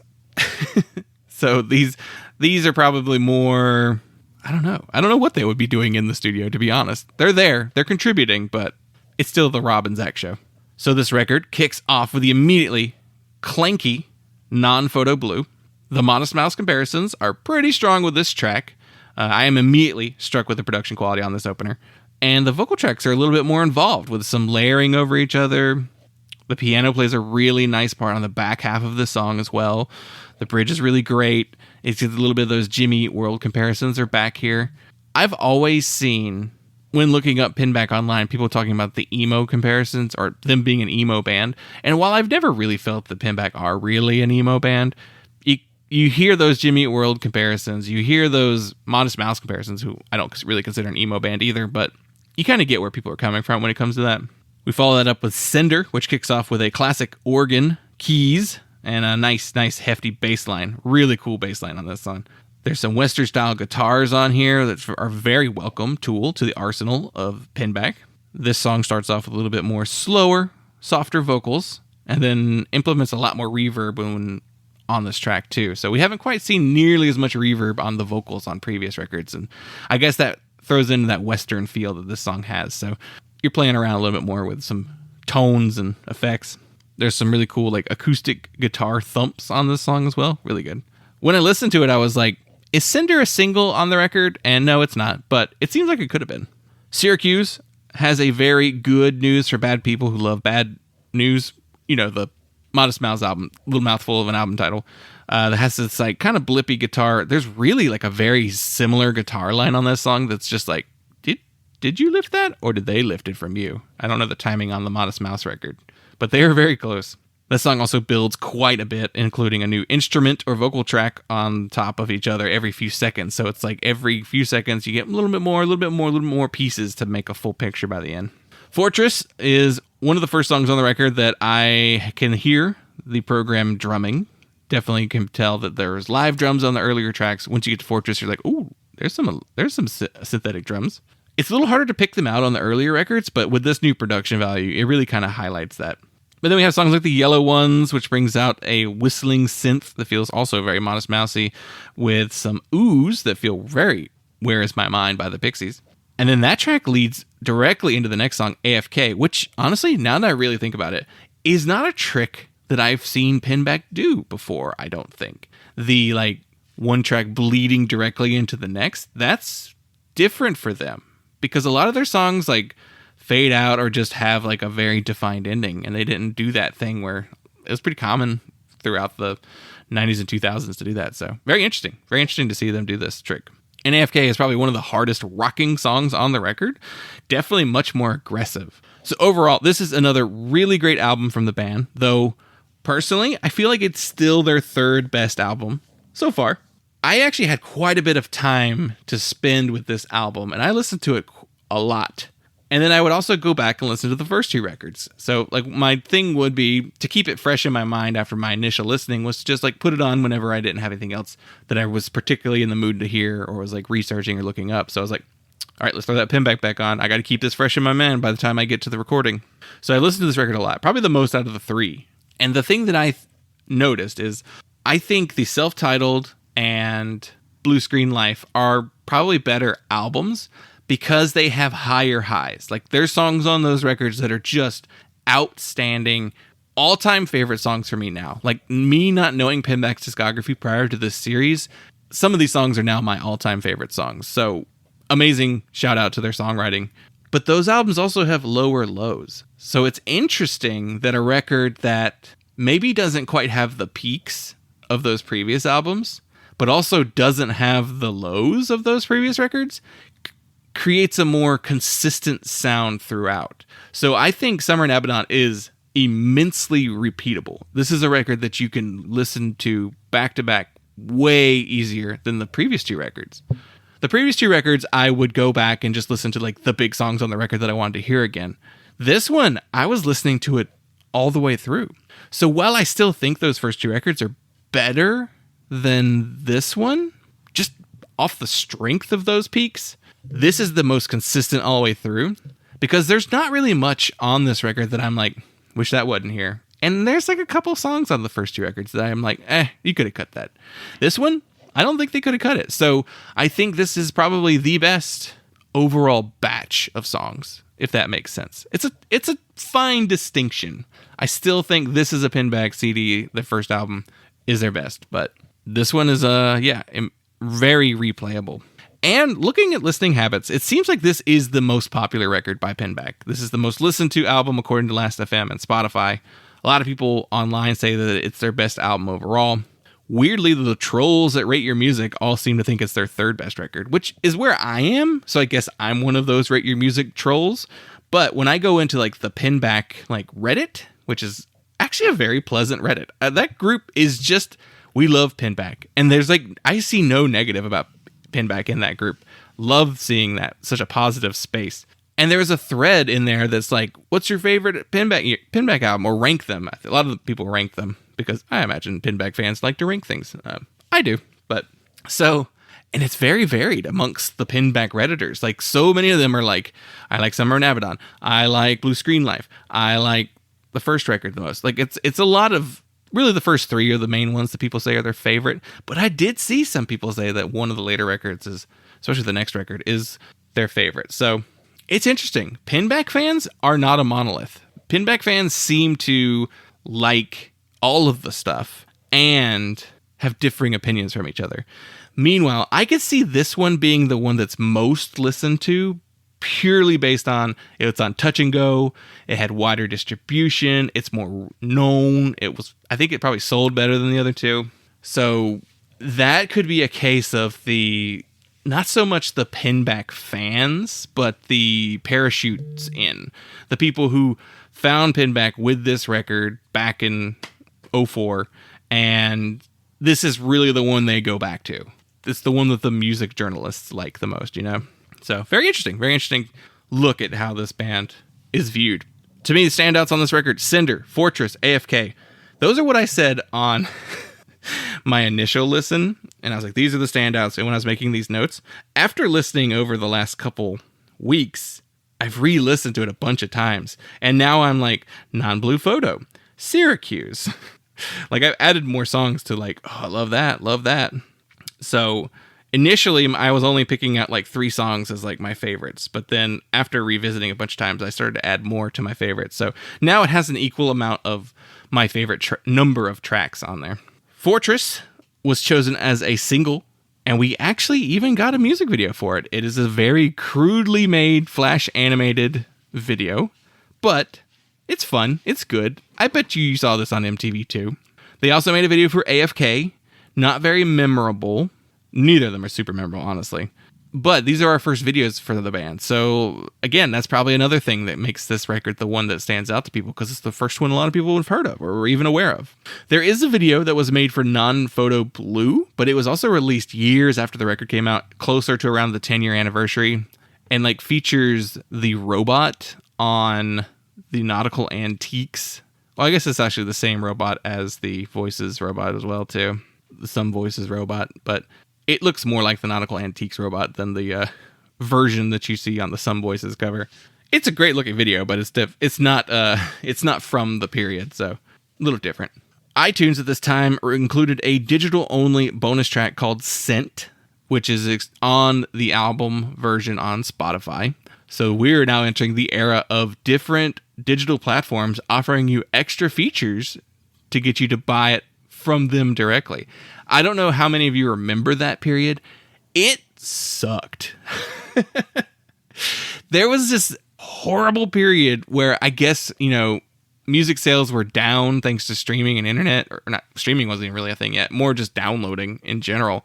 And you would have the online places would give you like there's the iTunes exclusive track or like the session that they would put up.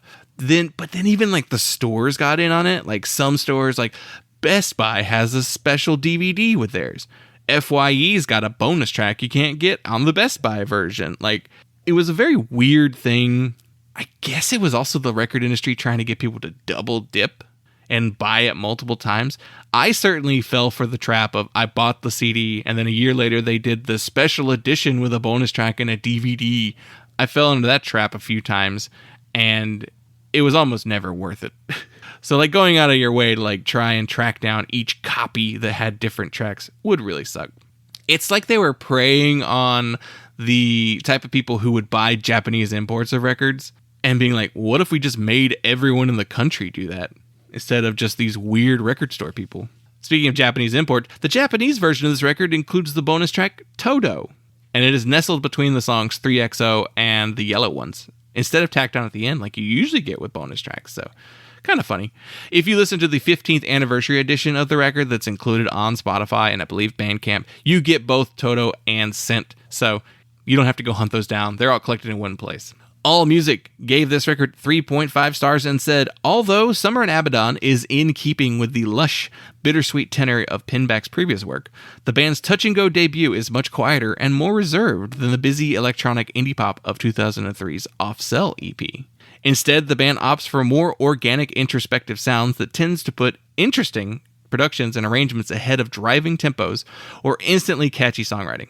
Summer in Abaddon might work best as background music that occasionally creeps up and surprises you with its musical and lyrical details. Summer in Abaddon is an album of small but hardly insignificant pleasures, and it may be Pinback's finest work yet. So the 3.5 makes a little bit of sense with that review, but this review is like weird. Like, this is going to be great for background music. This creeps up and surprises you, but it's also their finest work yet. Make up your mind, AllMusic. How did AllMusic become this site that everyone has referenced or looked at? How does AllMusic have a review for almost everything, whereas other sites you can't find? Like, why is it when you go to like an album page on Wikipedia, one of the first reviews you'll see is the AllMusic? Now, I know sometimes it's alphabetical, but it's like sometimes when there's no other reviews, there's an AllMusic. AllMusic, I guess at one point was like, we've got to write about everything. And they're like not great writing. Like the writing on AllMusic is inconsistent across the board. The bios tend to be a little bit more, I don't know, well written, but like the actual album reviews tend to be really short. And like, I feel like AllMusic gives everything 3.5. It's a weird website, but they've somehow managed to write about every record ever. I forgot to mention too that Abaddon is essentially hell, which makes the album title Summer in Hell. Pretty funny. But Abaddon is a Hebrew term meaning destruction and doom, and there's a Greek equivalent, Apollyon, which means destroyer. It appears in the Bibles. And Abaddon is often used with reference to a bottomless pit, often appearing alongside the place Sheol, meaning the resting place of dead people. So essentially it's saying Summer in Hell. So kind of fun. The album cover is someone standing over a sewer grate and kind of works. It's kind of like, oh, that's the gate to hell. Because honestly, what's more hell on earth than human sewage? All right, so Pitchfork gave the record an 8.1 and said, surprisingly, Summer in Abaddon, the band's first release for Touch and Go, is arguably their best record yet. A logical and accessible realization of a sound they've been developing for more than 6 years. On the first few songs of Summer in Abaddon, there seems to be few sustained notes outside of voice and background synths. Instead, the emphasis is on points of sounds. At times, the songs evoke the rapid fire of synapses as the brain develops a series of ideas. Such a precise sound suggests clinical, cloistered detachment, a self-imposed isolation of extreme introversion. However, as the album progresses, it grows slightly more lush and louder, albeit in no less dynamic or desolate. So interesting, we got 2 in a row that are saying this is their best work. The comment about the few sustained notes outside the voice and background synths, that's just Pinback, baby. That's just what Pinback sounds like. That's what I asked Dylan whenever I first decided to do Pinback. I was like, do all their songs sound like that? And yes, the answer is they do. They do all sound like that. It's very staccato. Is that how you would describe it? I don't know my musical terms. I took like a music appreciation class in college, and like the teacher tried to put some theory in there, but didn't stick. Pop Matters and Treble Magazine were positive on the record. Stylus gave it a C+. Uncut Magazine gave it 1 out of 5 stars. What? Like, I get maybe not like loving the record, but 1 out of 5? No way. Now, don't forget, Uncut Magazine is the magazine that is like exclusively classic rock. So I always find it very weird that they get so much like attention for their like year-end lists and everything like that. It's an old people magazine. It's really what it is. But I guess they gained a lot of attention by giving away CDs with like every copy of their magazine for a really long period of time. So it's like Mojo Magazine. Like they kind of like tricked people into like respecting them more because you got actual music to listen to. But they said, Pinback unite complexity with conventional AM radio guitar pop to lilting effects.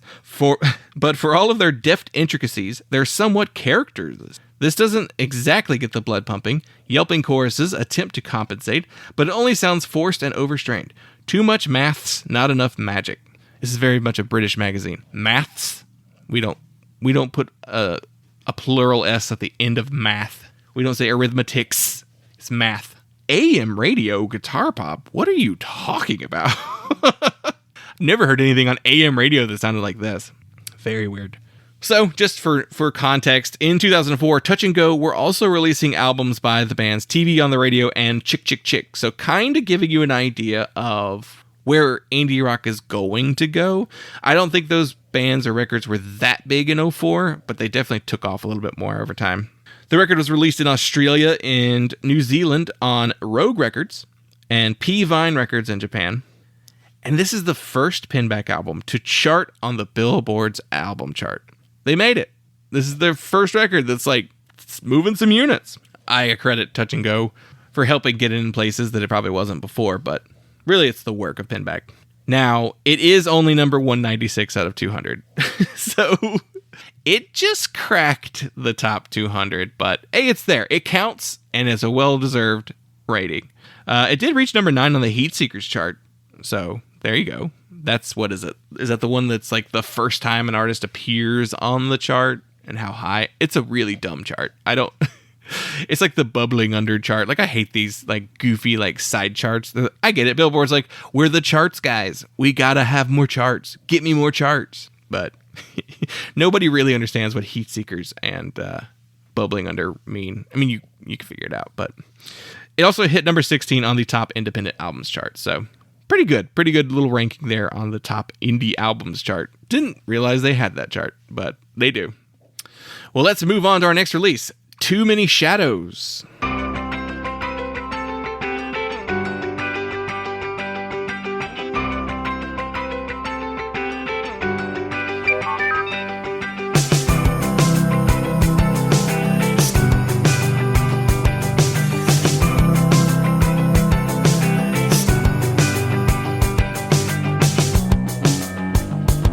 No star.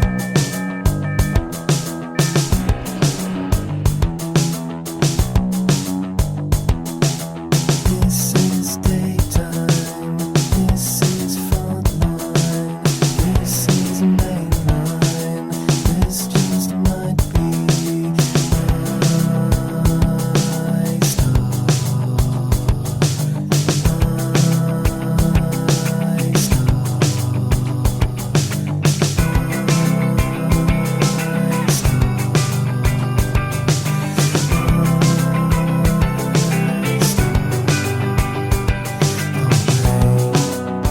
released October 15th, 2004. This is another in a long line of tour EPs. There's not a lot of information about this EP. We don't know who plays on it. I assume we have the same lineup as Summer in Abaddon. It was released in October. Summer in Abaddon was released in October. So, yeah, my guess is this is the lineup who played on the tour that fall. Makes sense. This EP actually features 3 original songs left off of the LP, as well as a handful of live in-studio tracks, like so many of our tour EPs in the past. And it opens up with the groovy Photograph Taken. It's a non-album track with a fun little hip-hop beat to it. Not one of their most standout tunes, but it was pretty interesting. Has a nice haunting synth line.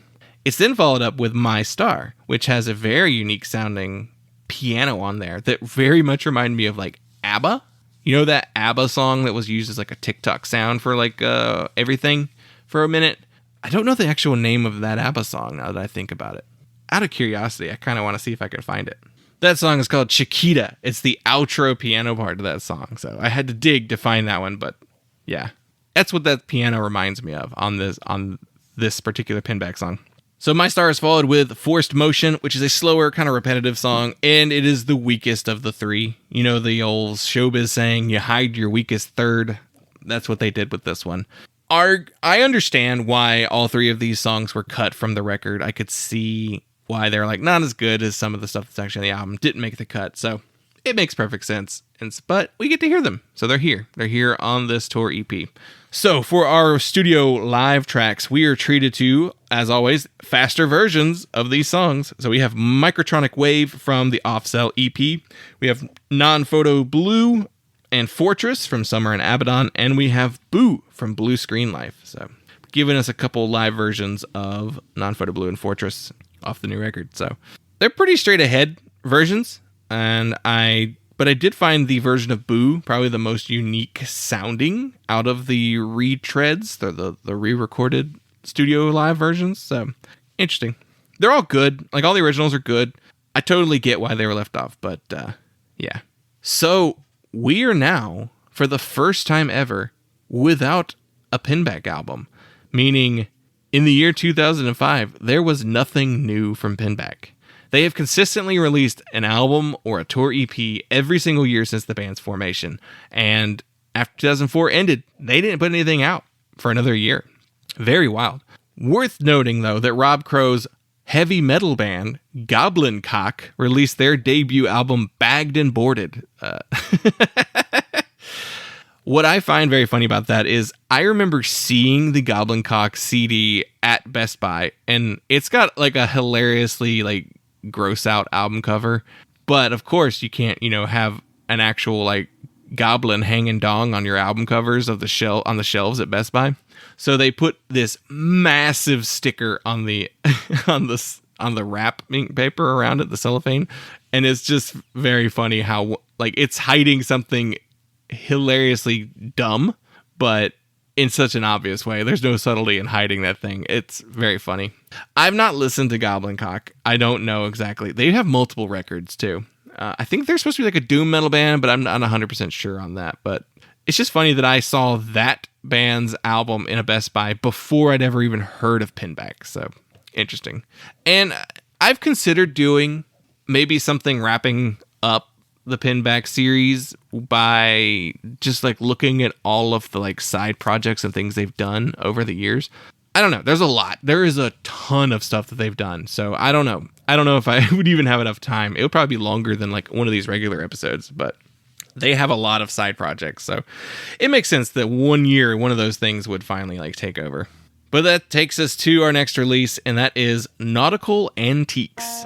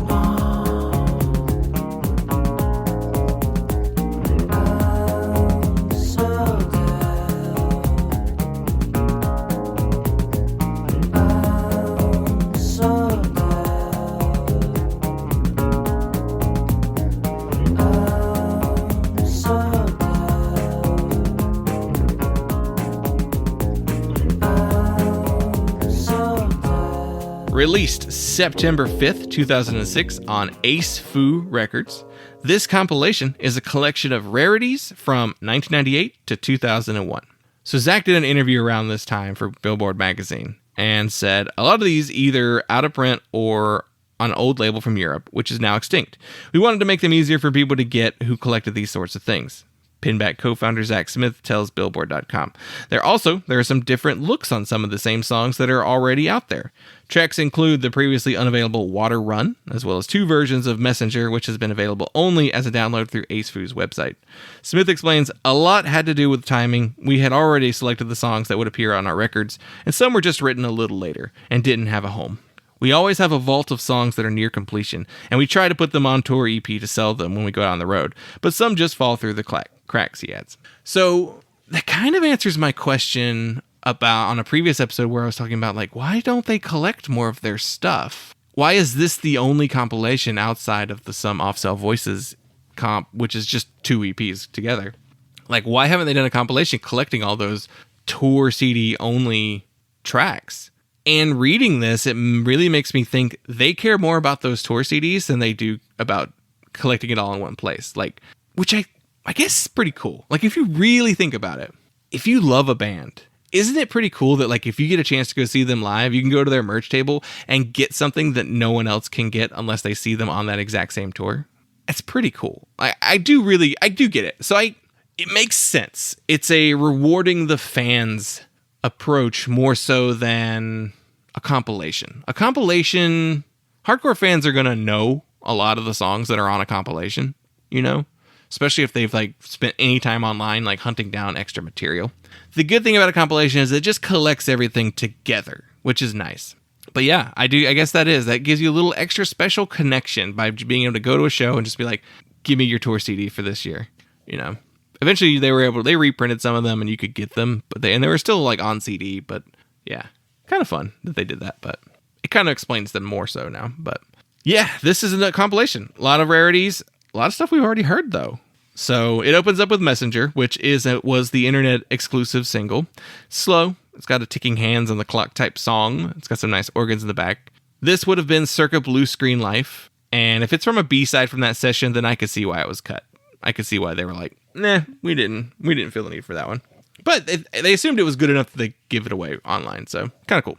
Next, we have Versailles, which was a bonus track on the European version of the self-titled album from 1999.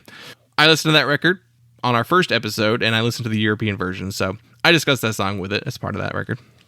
Anti-Hue is here, which is a song that I've teased talking about for a while now. We discussed the demo and the live versions of the songs, but we haven't done the studio version, so it was released as a B-side on the Penelope maxi single in 2001. And this is up there as one of the band's greatest non-album tracks. It's a really chill song. It's got a really fun electronic beat throughout. It features some of tea kettle sound on there too. And then it also sounds like cats meowing. Anti-Hue is very much a standout track as far as the non-album songs. The end of the song also breaks out in this, like, lovely vocal-driven segment with a melody that's really separate from the rest of the song. So yeah, Anti-Hue is a little bit of a legendary song. You know, we've heard the different versions, but the studio version, pretty cool to hear different. Next, we have Byzantine, also from the European version of This Is a Pinback CD. And it's probably the better of the European bonus tracks. We have Water Run, an unreleased song with not much information around it. It's a really slow track, and it feels much longer than the 4-minute runtime. It's not great. I see why they cut that one. Probably around Blue Screen Life. That's probably when that would have probably made the cut, but Avignon is next. This was a B-side for the Loro CD EP in 1999. We talked about live versions of the song on the Live in Donnie's Garage tour EP, and it's pretty cool hearing the full studio version of this track with its Casio drum beat and, like, really fun keys. Next, we have the demo version of Seville, which was a B-side to the Penelope maxi single. This album version appears on Blue Screen Life. It's not drastically different, but it has a little bit more scrappiness to it. And this is followed by a demo version of Concrete Sounds. And this was a previously unreleased demo, and one of the big differences between this and the Blue Screen Life album version is the synth seems to be a little bit more overpowering. I don't know if it was just like a mix issue, and the vocals are a little more buried, so interesting. They play it pretty much identically, but it's interesting to hear just like this rougher around the edges version. Probably one of my favorite songs from the band overall too. Clemenceau, I don't speak French, I don't know. It's another Loro B-side, and the debut is still my favorite album by them, and I'm very partial to hearing the outtakes from that record, so it's pretty cool. Interestingly, though, having these mix of different recording sessions side by side on one album like this, it really shows off the band's subtle recording and songwriting changes over the years. So the self-titled era material is all a little more processed, and it has a lower end to it, while the Blue Screen Life era feels a little livelier, a little crunchier. And this compilation ends with full band versions of Avignon and Messenger that were previously unreleased. And if you've been paying attention to the series so far, you'll know that full band and live version are synonyms for studio recordings with all of the members playing together. So full band, live in studio, all the same thing.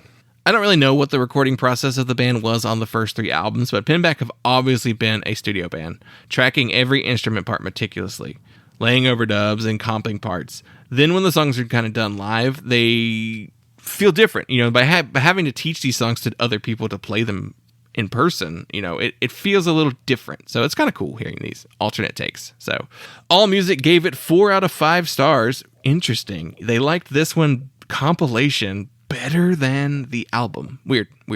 And says, for fans who have already shelled out the extra cash for some other European-only tracks, or for those who have heard the songs in concert, Nautical Antiques is a perfect reflection of Pinback's growing presence in the ever-changing indie rock circle. Way more positive. Weird. So Pitchfork gave this compilation a 6.6, which honestly is pretty low for the website during this era of Pinback. And it says, how low were the stakes for this back in the day leftovers comp? Pinback have warned in publicity interviews that many of these tracks are half done, and they fell through the cracks of lowly tour EPs. Yet the sound of early Pinback, anemic grooves, and Clockwork Beauty is so cohesive that Nautical Antiques avoids seeming scattershot. Okay, I guess, yeah. Okay. If the band is actually saying these are half done, they just kind of fell through the cracks. I get it. These aren't the most essential listing. And so up to this point, I've listened to literally everything they've put out that I can find in here. I avoided some redundancies, but primarily all the tour EPs and studio EPs, and now the compilation. This compilation is for fans only. This is the kind of compilation that you're not going to become a fan off of this comp, I don't think. This is for the people who have been I've always wanted a copy of the European version, because back then you could only get the US version. So unless you wanted to pay for the import prices, you didn't hear Byzantine, We hear them now because they're on Spotify and Bandcamp. You can hear those European tracks. So you don't need this compilation to hear those songs. And the stuff that you do get that is explicitly unique to this compilation, only hardcore people are going to really love it. You're going to be a dedicated Pinback fan to enjoy those songs. And with all those live versions and tour EPs and everything along the lines of that, you don't need those either unless you're a hardcore fan, which is fine. For the casual Pinback fan, all you need is the studio material.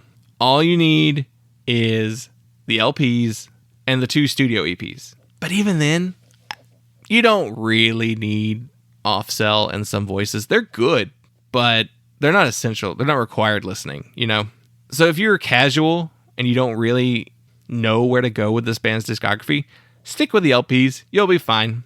If you're curious, you can check out the Some Off-Cell Voices comp with the 2 EPs together.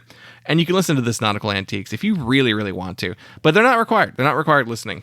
The band puts their best material on their records. And there's a handful of really fun stuff out there if you care to dig and want to watch YouTube versions or download them on SoulSeek or whatever it is. But yeah, I'd stick with the LPs. So, well, that'll do it for part 3.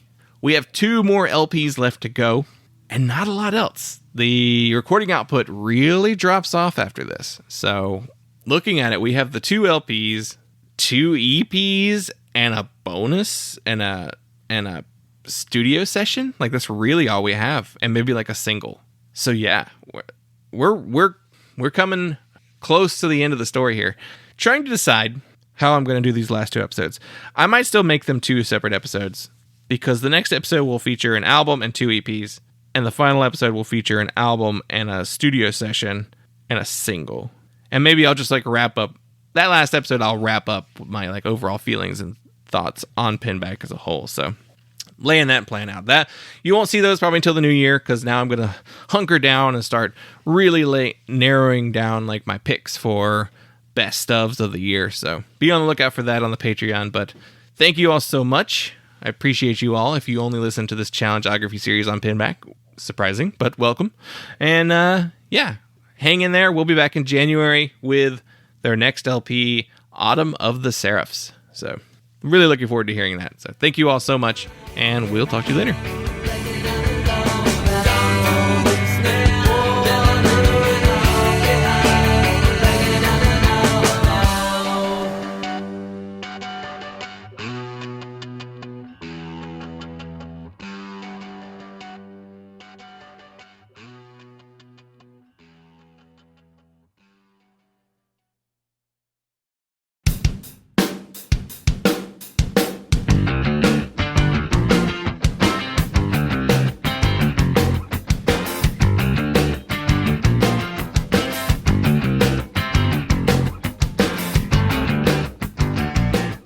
What's up, posers? Welcome back to Challenge-ography, the Pinback season. Apologies for the delay between episodes, but this is part 4 of our Pinback series.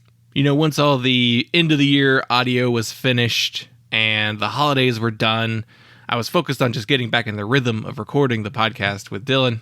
And so that's what took so long to get this recorded. But I've spent a lot of time with this week's album, so I have lots of thoughts on this record. This is the penultimate episode of our Pinback series, so there will be one more part to this series, and I will wrap it up with their final LP to date.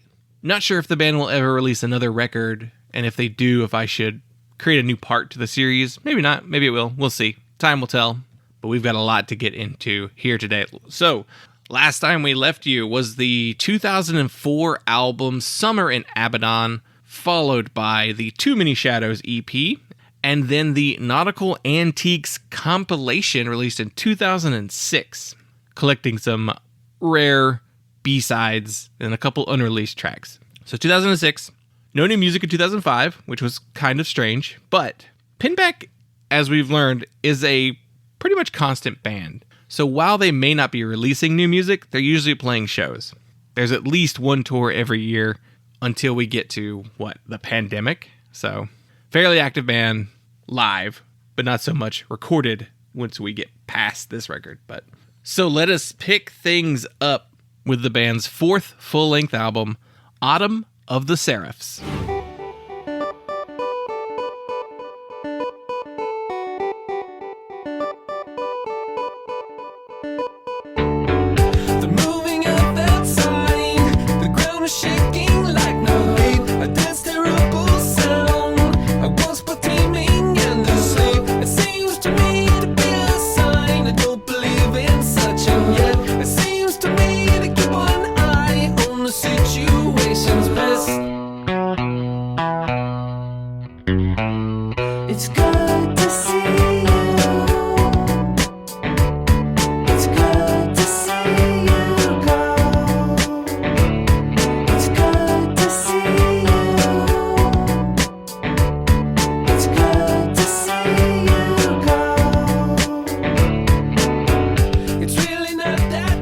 Released September 11th, 2007 on Touch and Go Records. The album was also released on Longtime Listener Records in Australia, as well as New Zealand, and Traffic Records in Japan. Just for a frame of reference for what else was going on with Touch and Go in 2007, they were also releasing music by Ted Leo and the Pharmacists, as well as the band Shellac.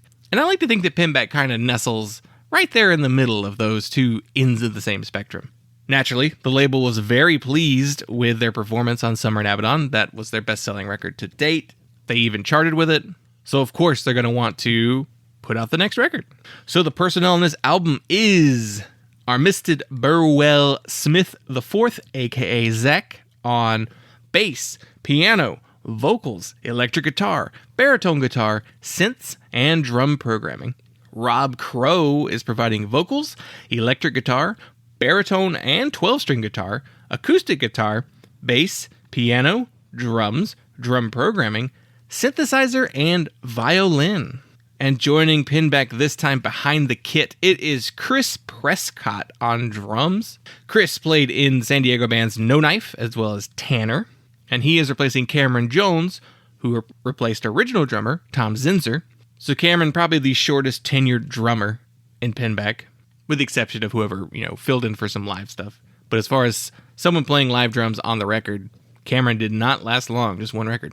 Worth noting that the live version of this band at this time is Rob, Zach, and Chris, as well as Eric Hoverstein, as well as Chris Polin. And interestingly enough, we have a guest drummer on this record as well. On the opening track, From Nothing to Nowhere, we have Mario Rubalcaba of Rocket from the Crypt fame, who also played with Rob during their Thingy days. And at the time, he was also playing in the bands Hot Snakes and Earthless. The album was recorded and mixed by the band, crediting themselves as the Rob and Zach Show, though the band interestingly brought in Mark Trombino to mix the song Devil You Know. Mark, as some of you may know, is most famous for working with Jimmy Eat World, but he also is connected to Drive Like Jehu, and much like Rob Crow is. Both were on the very first Drive Like Jehu record. So the last time I left you, I hadn't listened to this record yet, because I kind of made a rule for myself that I'm not going to start one of the next releases until I finished the episode. So I finished recording the last episode and then immediately went and put on this record and had my mind blown in a way I didn't expect from this band. I wrote this note the day I finished the last recording. What the hell? This is like speed metal compared to some of their other stuff. So the album opens up with the very fast From Nothing to Nowhere. It is a very high energy track with a super solid groove. This is a standout track for the entire record. And the speed of the song really makes me think this is why they brought Mario in to play drums on this one song in particular. They wanted somebody who could play punk drums on their record. And we totally get that. Not that I don't think Chris could play punk drums, but they didn't ask him to do it. They asked Mario too. So you hear the song and you're like, oh yeah, I see why they brought him in. So they then quickly follow to the song Barnes. And my initial note for this was, I'm getting a little Red Hot Chili Peppers on this track. It is a slower and a little groovier tune, but this song then blends right into the delay guitar riff on Good to See. Good to See is a live show staple. They play this song all the time. It was a major single for the record. And I also think the last time we spoke, I talked about how the band for the first time was bleeding songs into each other. Like it was something they hadn't done before, because prior to that, every song would end and then the new song would start. Like they wouldn't do that thing where you kind of just lead right into the very next track seamlessly. I feel like they didn't do that until Summer in Abaddon. And even then they only do it like once on that record. On this album, they do it a bunch. They do it so many times on this record. I don't know if this is just natural changing of techniques that bands recording albums eventually just started doing. And the reason why they weren't on the first two records is because everybody was just finishing the song and starting a new one. That's like a major label thing. And on the main show, we actually talked about that on the Rocket from the Crypt episode, where we said that the band wanted the record to be like one big piece of music with each track literally bleeding into the next with some like interstitial music. But the record label was like, no, don't do that. Please don't do that. Just make them individual tracks. So yeah, maybe it was just at the beginning of Pinback's career, it was just standard to just end a track, start a new track. And then it just came a little bit more common as recording techniques and technology seamlessly was able to blend track to track, that they decided to play around with that. But it's very cool to hear this band do that. Especially, like I said, the way that Barnes bleeds right in to that opening riff on Good to See. Stellar stuff. It's like that riff starts before the other song is completely finished fading out. Excellent, excellent mixing and sequencing there. Good to See it's an instant classic. The first time I heard it, I was like, oh, this is one of their best songs, right? And it feels in the vein of the poppier Pinback songs like Fortress and Penelope. The song is also an example of the band sounding a little like the band Modest Mouse, who is often compared to Pinback. They're often similar artists. It happens on all of their records. At some point, they'll have a moment that goes, that's a similar Modest Mouse sort of thing. I don't think they were ever aping them. I don't think Modest Mouse was ever copying them. I think it's just a weird little like coincidence that both these bands will do similar things like this, because they've been active around the same time. I think Modest Mouse started a little earlier, but they're not from the same scenes either. So like, I think it's just totally coincidental that they have those similarities. Just like how like the earlier records, they had some Jimmy Eat World similarities on a few tracks. Just coincidentally, just the way that they write and the way that their songs come out vocally too. It is just a little coincidence, but it's very cool. So then Good to See transitions immediately into How We Breathe, which is a sample drum driven track that feels very much like it would have fit on the very first Pinback record. Same for the song Walters, which is the next track. It has a very self-titled sound to it, but it does have a pretty loud, like crunchy bridge and outro that the band doesn't hit too often. And Walters actually became a little bit of a standout track off of this album. I never felt that way listening to it, but seeing like reporting on it from the time period, like Walters gets mentioned a bunch. Subbing for Eden and its companion, Devil You Know, very standout tracks from the record that it kind of fits in the Summer and Abaddon sound. Blue Harvest has a bit of a jazzy kind of scat descending vocal line in there. Bouquet uses a similar synth intro that is very similar to Good to See, which kind of ties the album through. It's like a slight leitmotif. I don't know if it was purposefully meant to sound not exactly, but similar to that little synth line, but it is. Album closer Off by 50 has a unique kind of stonery tone to it that moves with like it's a fairly sweeping song by the end of it. And so the album cover is by artist Mike Sutphin, who also played in the band Charles Bronson, who contributed a lot of art towards the card game Magic the Gathering. And looking at this album cover, very much looks like that. We know Rob is a nerd, so it totally fits. We know he's a comic fan. In fact, there's a story about him doing an interview for a newspaper, and then the newspaper writer is just kind of mad that like he can't really get good answers out of Rob because he's like doing a bunch of stuff like in the background. Like he's took his 2-year-old son comic shopping while he was doing this interview. Very funny. And so this album cover, it definitely looks like a Magic the Gathering trading card, playing card, whatever you call them, collectible card game, which is a very different take on a Pinback album cover, because prior to this, the LPs are photograph covers, and then some of the EPs are like digital art, and some are like very simple, like line art, which is a visual thing that they carry into their t-shirt merch. Like they do like stick figures and like just simple, crude handwriting on a lot of their t-shirts. But listening to this record, I was like, this is almost a completely different band. And I guess with the last record was a little bit more collaborative. Like the rest of the band really plays on the album. And on this one, it's just Rob and Zach and Chris. And that's kind of it. Like they don't really bring the touring guys in on the record. It's very interesting, which is almost more like what the first two records were. Yet sounds like a completely different band. So I don't know, maybe I say it sounds like a completely different band. It really doesn't. It still is that sound that Pinback has. But maybe this record just shows them exploring and going in different directions than we've yet to see from Pinback. So it's a very cool album. To me, it's the most unique sounding record in their discography. It's faster in some places than we've normally experienced. The production sounds excellent, and it's another step up from the Summer and Abaddon production, which was already a huge level up from their previous records. And this is some of my favorite songs in their discography on it. If I were ranking albums, I'm not sure where I put this. It's interesting because with a lot of bands, I can rank pretty easily, and I'm having a harder and harder time ranking the Pinback albums. Because for a while I was saying the self-title was my favorite, then Blue Screen Life, then Summer and Abaddon. But I don't think that's really the case anymore. Like I'm thinking maybe Summer and Abaddon's my favorite, and then the self-titled. This might still be my fourth favorite. I say that because like while the front half is like incredible, I do think the back half might be the least remarkable string of songs in their discography. I don't know if that's 100% fair, but they do things on the back half of the record that we've seen them do before and better in some of the cases. It's tough. I don't know where to put this one. It might still be my fourth favorite, but with like some top 5 favorite songs, I don't know.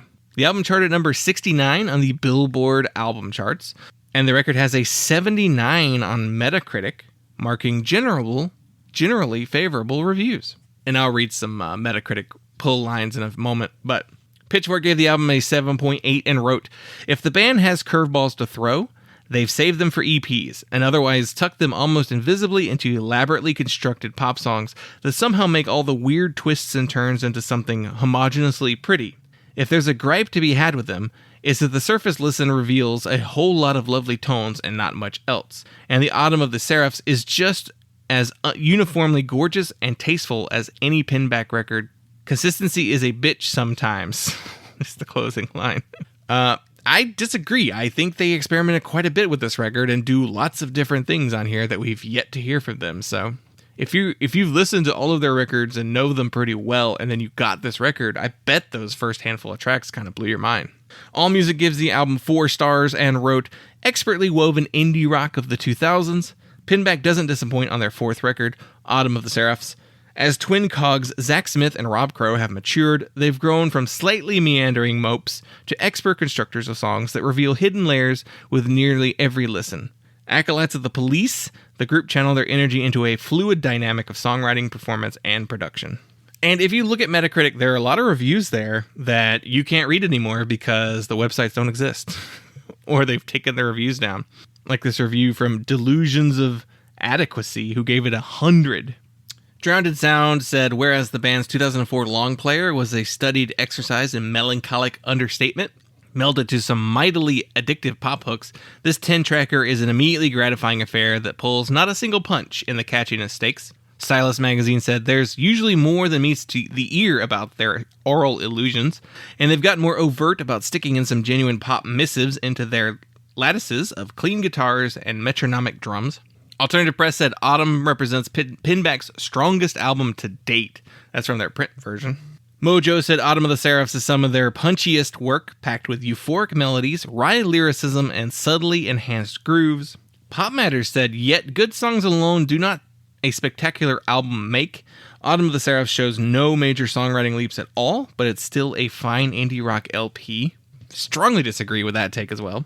Billboard said several songs near the end go on too long, content to just keep repeating riffs over and over. Still, when Autumn is on point, it offers some of Pinback's best tunes yet.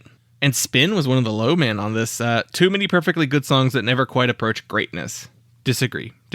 But the band appeared on NPR on October 8th, 2007 for a national interview and played some songs from the record.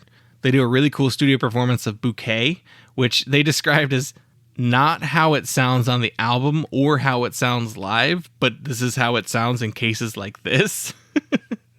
Which I guess they just came up with, like, here's our stripped down version for radio and video performances. They take calls from listeners, and it's really funny because the first woman squeals very loudly when they answer the phone, and then one of them in the band goes, "Jesus."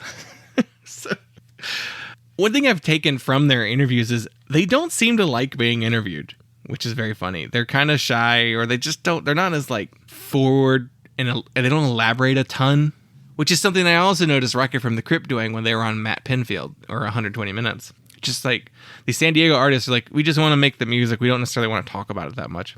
They also did an interview for Amoeba Records in 2007, and Rob is wearing a Geely hat, the J-Lo and Ben Affleck bomb.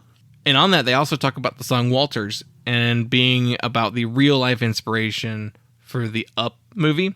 It's the guy who tied a bunch of weather balloons to his lawn chair and then went up in the sky because he always wanted to do that, but then, like, got too high up there and was, like, too scared to shoot himself because he was going to, like, shoot himself down by, like, shooting each balloon down. And then that song also has, like, a depressing end to it because the real-life story is that then the guy who did that, Walter, he wound up committing suicide after. So very interesting lyrical content on that one. But the first pressings of this album were packaged with a bonus EP that we're going to talk about in a minute. And this album had an iTunes exclusive version, which had the bonus track, The Hate Bots of Melancholy Wall, which is the Spotify version that you can hear. And then the Japanese version of the album features a bonus track called The Speed of Dub, which I believe you can hear on YouTube. But yeah, Autumn of the Seraphs, excellent record. Some of my absolute favorite songs they've ever done are on this record. Maybe some of the weakest moments they've ever put out too. So, interesting record. Different, really unique sounding album. So let us move on to the Autumn of the Seraphs bonus EP.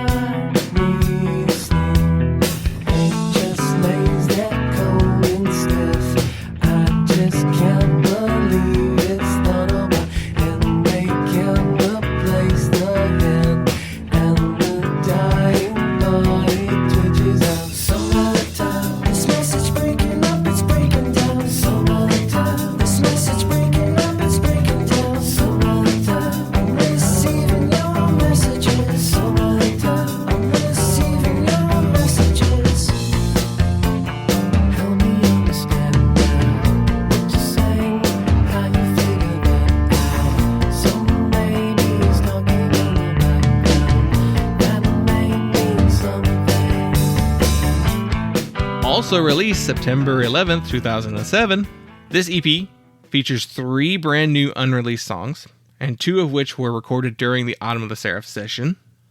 It's funny, I don't really know how to cover this one. It's all the same information about the album, also about this EP. It was recorded mainly during the album recording session. It came out with the album. I think later versions didn't include this CD in there, so you just had to get like an early press of it or early CD version of it. And there's little to no discussion about this EP online, which, in all honesty, makes sense because it's basically a bonus disc for an album, which means most people probably heard it in conjunction with the LP. I'd say, half the people who heard this EP listened to it immediately after listening to the LP. Whether they, as soon as they finished the record, they put this in or waited till, the next day or later that week or something to listen to these songs. I also don't think that the bonus disc of an album is going to get that much play outside of the context of the LP, and who knows, they may be something that's not really put on that often, just because I don't know, it's just three songs on a CD. But with these 3 songs, as well as the iTunes and Japanese bonus tracks, the band clearly they had a lot of extra material for the record during this recording session.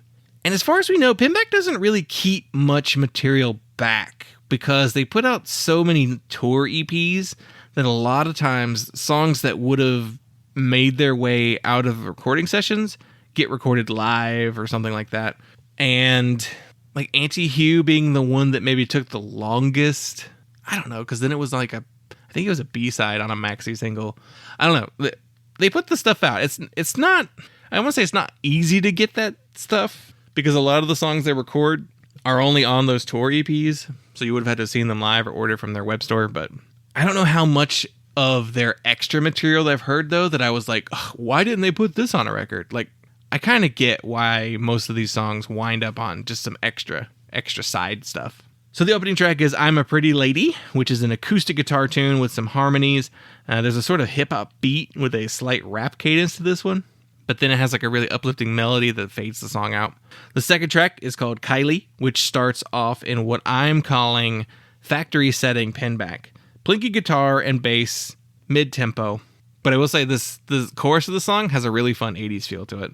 And then it ends on the title track, Autumn of the Seraphs, which has a piano intro with a fun kind of Twin Peaks theme sort of guitar tone to it. It builds up to a little bit more of an angsty vocal delivery before settling into a darker, more bass-centric groove. It's great, but it's obviously bonus material. So it's hard to be it's incredible. I'm probably not going to come back to this that often. And let's wrap it up with our final release for this week's episode. It is ASCII EP, aka the tour EP for 2008.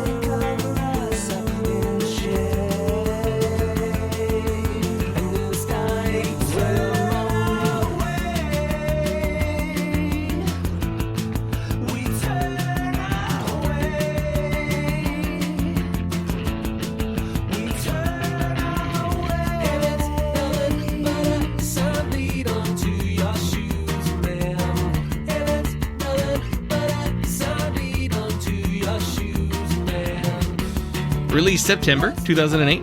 Some versions of this EP are titled The Zach and Rob Show. And say it ain't so, this is our final tour EP. After this, no more tour EPs. At least none that have made it online. None that I've heard about. There's no like mythical versions or mythical tour EPs that we haven't seen yet. I think they're just done at this point. According to the liner notes, the person on this EP is Rob and Zach. And this note comes directly from the notes. The drums on Testify, full-on version, are possibly by Chris Prescott. We're not sure. So it's funny that they recorded it and couldn't remember who played on it. But there are 6 tracks on this EP. 1 brand new one played 2 different times, called Testify, and 4 older songs with new titles. So the opener is Testify Weird Short Version, has a hazy synth intro before fading into the signature Zach Smith bass tone plucking. The synth kind of fades back in, and then the song ends on an acoustic guitar. It's interesting. Next is From Casio to 808, which is a reinterpretation of From Nothing to Nowhere, which is our opener on Autumn of the Seraphs. And they somehow managed to play it even faster. It's super simplified. It's just small electronic drum beat and acoustic guitars. They would do a tour around this period. I want to say maybe in 2008, where they were calling it the Zach and Rob Show. And it was just them, just the 2 of them. So it was like a super stripped down set. So I think that's what this EP is going for, is trying to get that feel. So we have Subbing for Hip Hop, which is a reinterpretation of Subbing for Eden. And it's played pretty close to the album tempo. It's one of the rare live versions where they don't play it way faster. They bring out Non-Photo Boom, which is off of Summer and Abaddon, Non-Photo Blue. And they do a weird like shimmery effect on Rob's voice. Strange.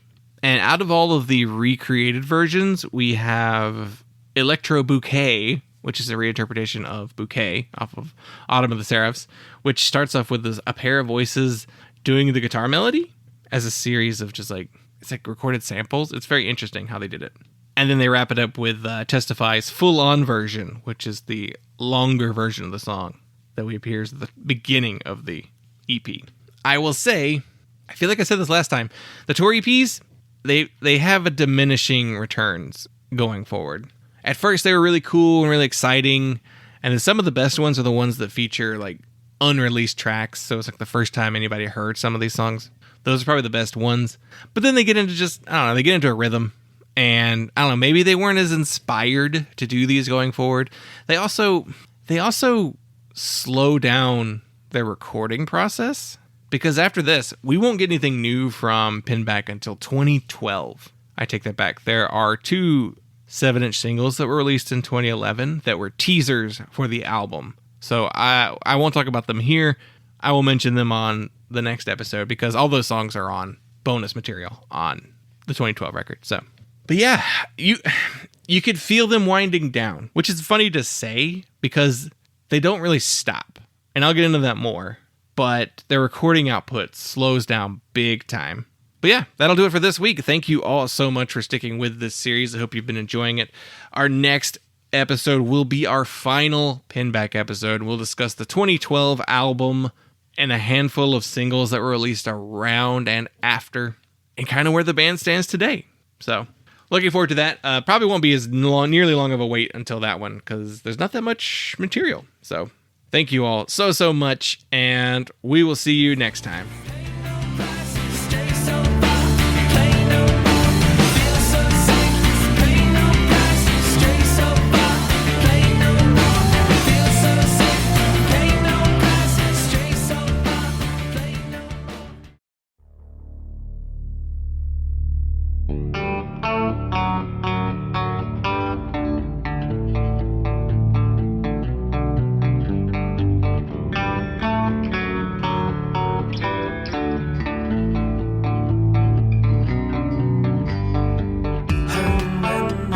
What's up, posers? Justin here, and welcome to Challenge-ography, the show where we go through the entire discography of an artist's career.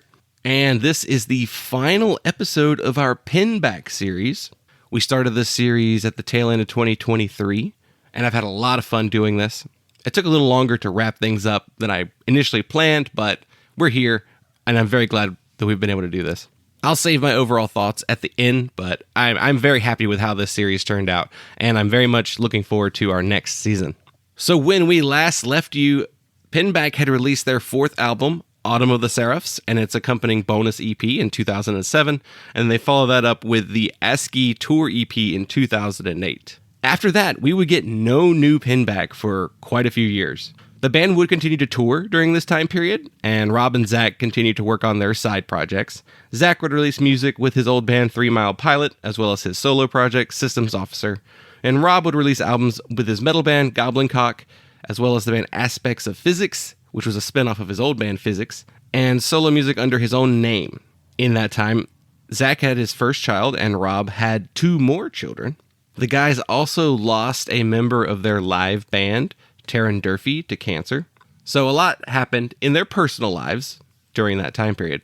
And then in 2011, we finally get 2 new singles, Information Retrieved Part A and Part B. And these were both 2 different Record Store Day 7 inches that they teased for their next record. And let's get into that record. It is Information Retrieved.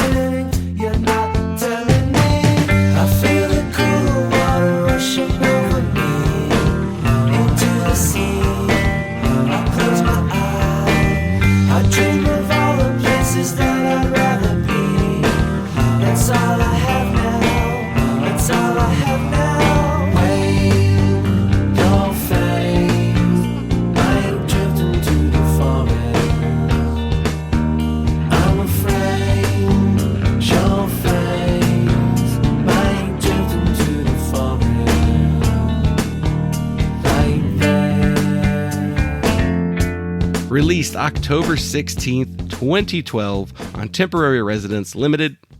This is the band's 5th and final album to date. So way back in April of 2009, the band announced they would be working with Temporary Residence on their next album. Rob and Zach had released music on Temporary Residence with their other projects, so perfect fit for Pinback. I probably would have been aware of this label at this time thanks to Young Widows and Coliseum releasing music on the label in, 2000? I don't know when I would have first heard Temporary Residence, but that's my first exposure to the label. And on this record, Zach plays bass, vocals, keys, guitar, percussion, and drum programming.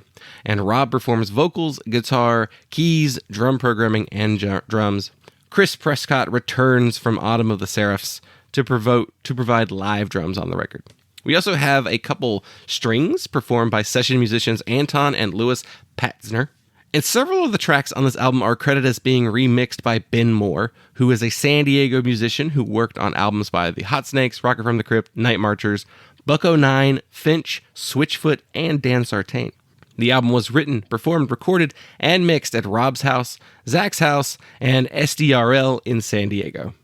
So while I personally did not have to wait for this album myself, because it was already available when I started my Pinback discography challenge, this album starts off with a low hum into the song Proceed to Memory, and it does a brilliant job of creating anticipation for the first new Pinback album in nearly 5 years. It is an excellent opener track that feels very specifically Pinback, but also shows the band has changed a little in the passing of time. The production is noticeably bigger, which we now know from history that this is a common theme from album to album. Every album is an upgrade in production from the one before. And so Proceed to Memory feels like a fresh new direction for Pinback. The next track, Glide, feels like the platonic ideal of a Pinback song. Intricate picking, excellent grooves, fun melodies. It's like they didn't want you to think they forgot how to write Pinback songs. And when you have so many side projects, it's pretty important to make each of them unique in some way, which then in turn also means you should probably restrict how far outside the norm you go with each different band. We'll get into this more about this record, but the reviews are strange from this period. We have the song Drawstring on here. It's the third track, and it reminds me of their self-titled record. It's a little more mellower, has some softer vocals and some really huge hooks. It even has the movie samples, which we haven't heard a ton of over the years. And there's another factor about this album that I haven't mentioned yet, but to date, this is the final Pinback album. So while the album begins with a feeling of anticipation, you have songs like Drawstring and the fourth song Sherman, they have a sense of finality. And I've read at the time, it feels like a farewell to Pinback. And now, over a decade later, maybe it was a bit of a farewell at the time. It is some kind of goodbye because it's been 12 years since they released an album.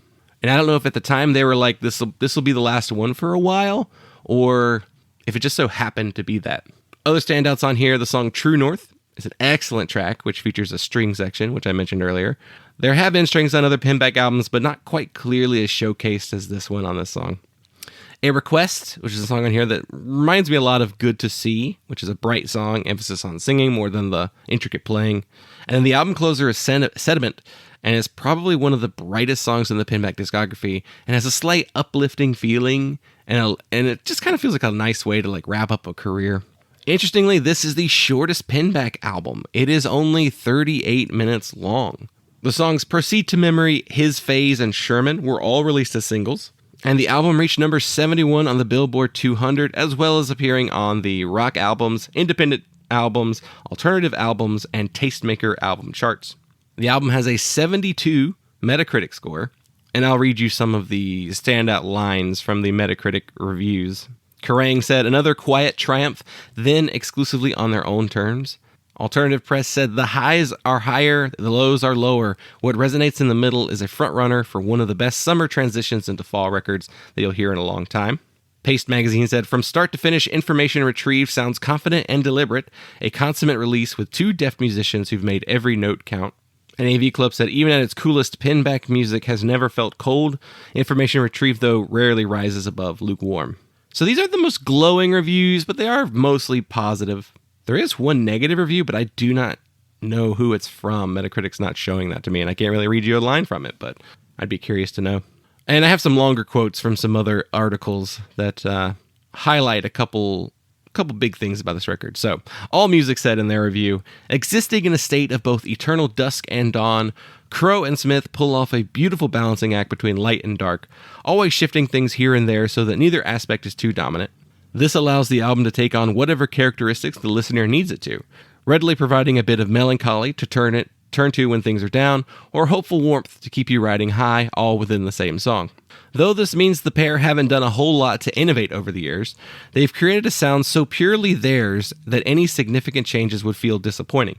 Pinback's ability to remain so consistent is likely due to indie auteur Crow's penchant for side projects, aspects of physics, gobbledygook, etc., allowing the singer and guitarist to get his other ideas out so that the delicate interplay he and Smith have developed can remain intact. The flip side of this, however, is that Pinback is either a band that you get or you don't, and even though Information Retrieved is an excellent album, it won't do a whole lot to win over anyone who has already decided that Pinback isn't for them.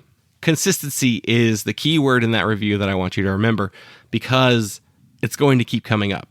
So Consequences of Sound said in their review, Information Retrieved's production is set to Linkin Park minus Mike Shinoda rapping, plus subdued Chester Bennington, which is evident early on their bro-worthy track Sherman. With its generic piano keyboard notes and lifeless vocals courtesy of Rob Crow, you half expect to hear Crawling in My Skin by the time the chorus arrives. But instead we get I'm Afraid That Your Face Might Drift Into the Forest. Piano drives the slow-tempo drawstring and diminished with its latter calling to mind the Beta Band's Hot Shots 2 album. Crow and multi-instrumentalist Zach Smith are too content with building off others' brands to do anything too adventurous, whether they realize it or not. After such pleasantries, the inevitable listings of brutal truths now must come. Exhibit A brings us True North, a track that retreats to that laid-back vibe that terrorizes tracks like Sherman. Its refrain of, this is the number, please look it over, everything else is just a distractor, is sure to call any seashell necklace-wearing crowd out of a drunken stupor with its phoned-in string arrangement. Exhibit B is Glide, which buries its guitar beneath Phil Collins by way of 311 production. the mind boggles, lacking any bite with its lackluster riff. So I wanted to read that review because I thought that was one of the worst written reviews I have ever read for doing this show. Linkin Park and 311 are nowhere near these albums. I do not know what this person is thinking when they said that. It's a hilariously bad review. Like I cannot get over how ridiculous it is. This record sounds nothing like those bands. I think there's a reason why nobody really cares about what Consequences of Sound has to say these days. Mind-boggling. So, one thing I kept reading over and over in nearly every single review for this record is that word, consistency. And you can interpret that as a polite way of saying their albums all sound the same. I personally don't think that's true. Pinback does have their own sound, and they play and write their music in a particular way. But to me, every record has a different tone and mood. And a lot of the reviews are basically saying consistency is bad, and this record's boring because it's just consistently the same thing. And I 100% disagree with the idea of consistency being bad. I think there are times where a band can become boring with their music. They just do the same thing over and over and over again. But I don't think Pinback is that kind of band. It's weird. It's a weird way to describe it. Yes, the way they play is like a picking, plucking, kind of tapping sort of style of playing. So it gives it an overall sonic similarity, but I don't know. The songwriting just changed so much between the first and final record that just, I think they grew during that time period. And I did read in an interview with Rob Crow where he addressed these kind of complaints by saying that Pinback has always existed as its own animal, and they wanted to have their albums stand the test of time. And he said he's influenced by tons of other styles of music, but he doesn't put it all in Pinback. Hence, all of the side projects that Rob has.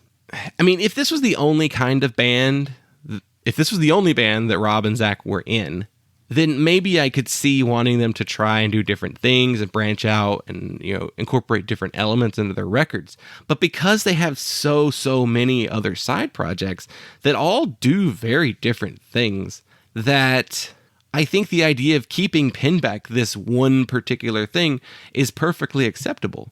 Like, if you want to hear Rob Smith do metal, go listen to Goblin Cock. If you want to listen to him do grindcore, go listen to Anal Trump, which was his band he made during the election. If you want to hear him experiment with more noise, go listen to The Ladies, the band he did with Zach Hill of Hella and Death Grips. I think if you want to hear a punkier thing, go listen to stuff with plosives. He has all these other projects that explore these other different sides of music that you don't have to stick with just Pinback if you want to hear more. Zach, on the other hand, he pretty much plays the same type of music on all his records. 3 Mile Pilot was very much like a tapping. It was a 2-bass band, very tappy, plucky type band. And then even his solo music very much feels like a Pinback record. But Zach also isn't nearly as active as a solo artist. So, I don't know. Those consistency equals bad reviews just really got under my skin and kind of bugged me. Which Dylan and I said the same thing around Iron Chic whenever we talked about their second record, The Constant One. There were reviews around the time of their third record of people being like, sounds the same. And we were like, what? Why would you want Iron Chic to change? That sound that they have perfected is their sound, and no one else does it the way they do. So I don't want them to change and do too many other things. I've lost interest in bands because they change their sound too much. So I don't know. I'm not against the idea of artists changing and incorporating new elements into their music, but I'm also not too mad usually when a band does the same thing record after record. So I don't know. To each their own, of course. But so this version of the record that is on Spotify, it has the bonus tracks, which are the Amazon bonus track 3 Srum Proget and the iTunes bonus track Cload Q. They're both B-sides on the Information Retrieve singles prior to the record. And yeah, my initial feelings about this record was this is probably the weakest Pinback album. I do think this record is the most samey from song to song on this record. And it lacked a lot of the really, really standout tracks that other records they put out have. But I did re-listen to it a couple more times. And more songs kind of stood out to me as like, okay, this song's really good. Glide, Drawstring, and Sherman. True North all being my favorites on the album. I do think Denslow, You Idiot is probably the weakest track on the record. And the album opener, Proceed to Memory, kind of sticks out to me as the most tonally different. They made a few videos for this record.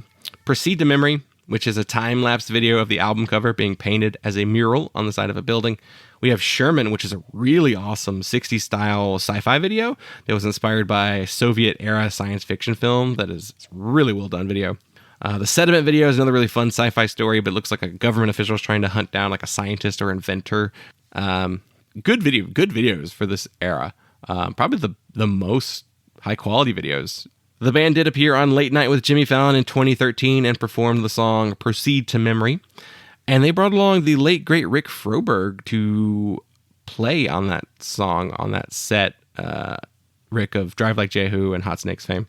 Unfortunately, that clip is like gone from the internet. I cannot find that clip. There is a second song from that appearance. It was an online exclusive performance of his phase. Rick's not on that song, but you can find that one very easily. I don't know. NBC Universal must have just ripped it off the internet once. I bet it's because when Jimmy Fallon switched from Late Night to The Tonight Show, they probably like scrubbed the accounts. That's what I think probably what happened. And I don't know if it's been archived anywhere. I don't know if you can even watch those kind of shows. But I don't know how they did handle that kind of stuff. But yes, that is our final LP from Pinback. And we're not completely done with them yet, though. So up next, we have the Day Trotter Session.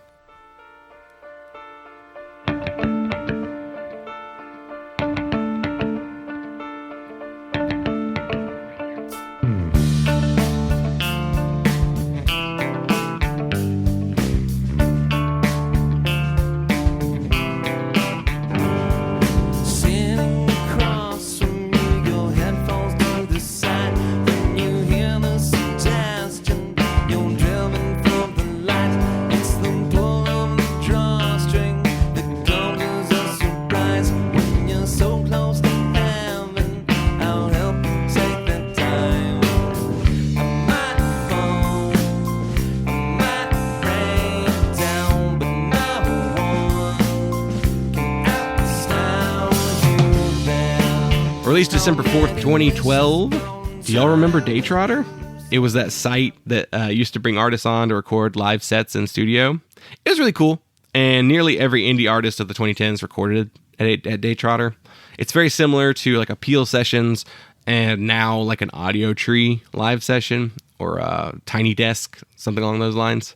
They stopped doing Day Trotter in 2019, which honestly is a lot later than I thought. I thought they'd stop Day Trotter much earlier than that. If you look them up, it takes you to a site called Wolfgang's, who is the owner of Day Trotter, as well as Paste magazine. And so this performance, the band is playing all new songs. It's all information retrieve songs. They do Sherman, Drawstring, and True North. And these are all really good, but they're fairly stripped down versions, not too far away from what we would get on some of those tour EPs. Kind of takes the place of the tour EPs, because the tour EPs are done. There's no more tour EPs after the 2008 one. And so after this period, Pinback continues to tour and play music through 2013 and 2014. And then in 2015, Rob took to the internet and said, "I think I'm going to finish up and release all of my current records and give up. I have just come to the realization that making music in this climate is financially irresponsible to my family and ultimately humiliating to my psyche. My kids are growing and my downstairs studio would probably be put to better use as a bedroom. Also quitting Facebook and Twitter and using that energy to concentrate on writing in my journal. Chucking the booze as well will help with that. I'm just trying to make a mature decision and be a responsible husband and father." So yeah, 2015, Rob Crow goes, "I'm done with music. It's over." Thankfully, we now know that wasn't the case. By the end of the year, he was back. It does seem like he kicked his alcohol habit, and then he released a new record under his band Rob Crow's Gloomy Place. So yeah, I think things were just getting to him, and he was just like, "I gotta take a break," and it seemed to have helped. In 2016, we get our first new Pinback song in 4 years. We have the song Thought Experiment, and it's an appearance on the Swami Records compilation Hardcore Matinee. In 2017, the band released Some Off-Cell Voices, which collects both the band's earlier EPs, Some Voices and Off-Cell. And they resumed touring in 2017. In January of 2018, the band released Clemenceau. I never remembered how to learn how to pronounce it. French word. This was a single-sided limited 7-inch. It was almost live is how it's listed. It was released on Joyful Noise Recordings, which is the label that Rob had a close relationship to and was put out a lot of his other projects. And it was part of a series they were doing there. This song is an earlier non-album track that appeared on the band's Nautical Antiques compilation that we talked about a while back. So just another alternate recording. And let's talk about Roji, the Rashomon effect.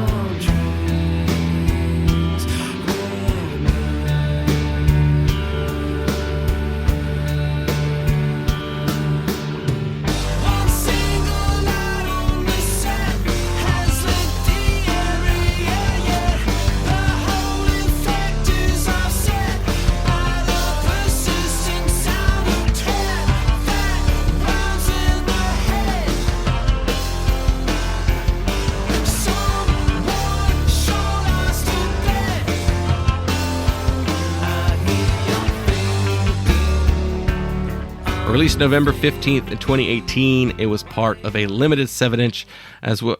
The Joyful Noise 2018 Artist in Residence series, which featured various Rob Crow projects such as Optiganically Yours, Goblin Cock Thingy, Anal Trumped, and then this Pinback song. This is the only. It's a series they were doing. They got Rob to do like all of his different bands as part of the series. When they were asked about this new song, the band said, "There's not new music, but to date, this is the final piece of new music Pinback have released, 2018. So the band is continuing to tour until the pandemic hits, and it kills all touring for Pinback for a number of years. In 2023, the band finally got back together for a tour.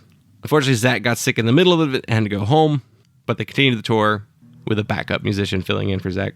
They played 2 shows at the Casbah in San Diego this year, 2024. And I'm sure we'll see more from them. They are playing the Best Friends Forever Festival in October later this year, and I'm sure there'll be more dates in the meantime. I do hope they go on another tour this year. I would love to see them now. I've yet to see them, and after studying their music for so long now, I definitely want to see them live. I joined the Pinback Reddit and posed the question of, will the band release new music ever again?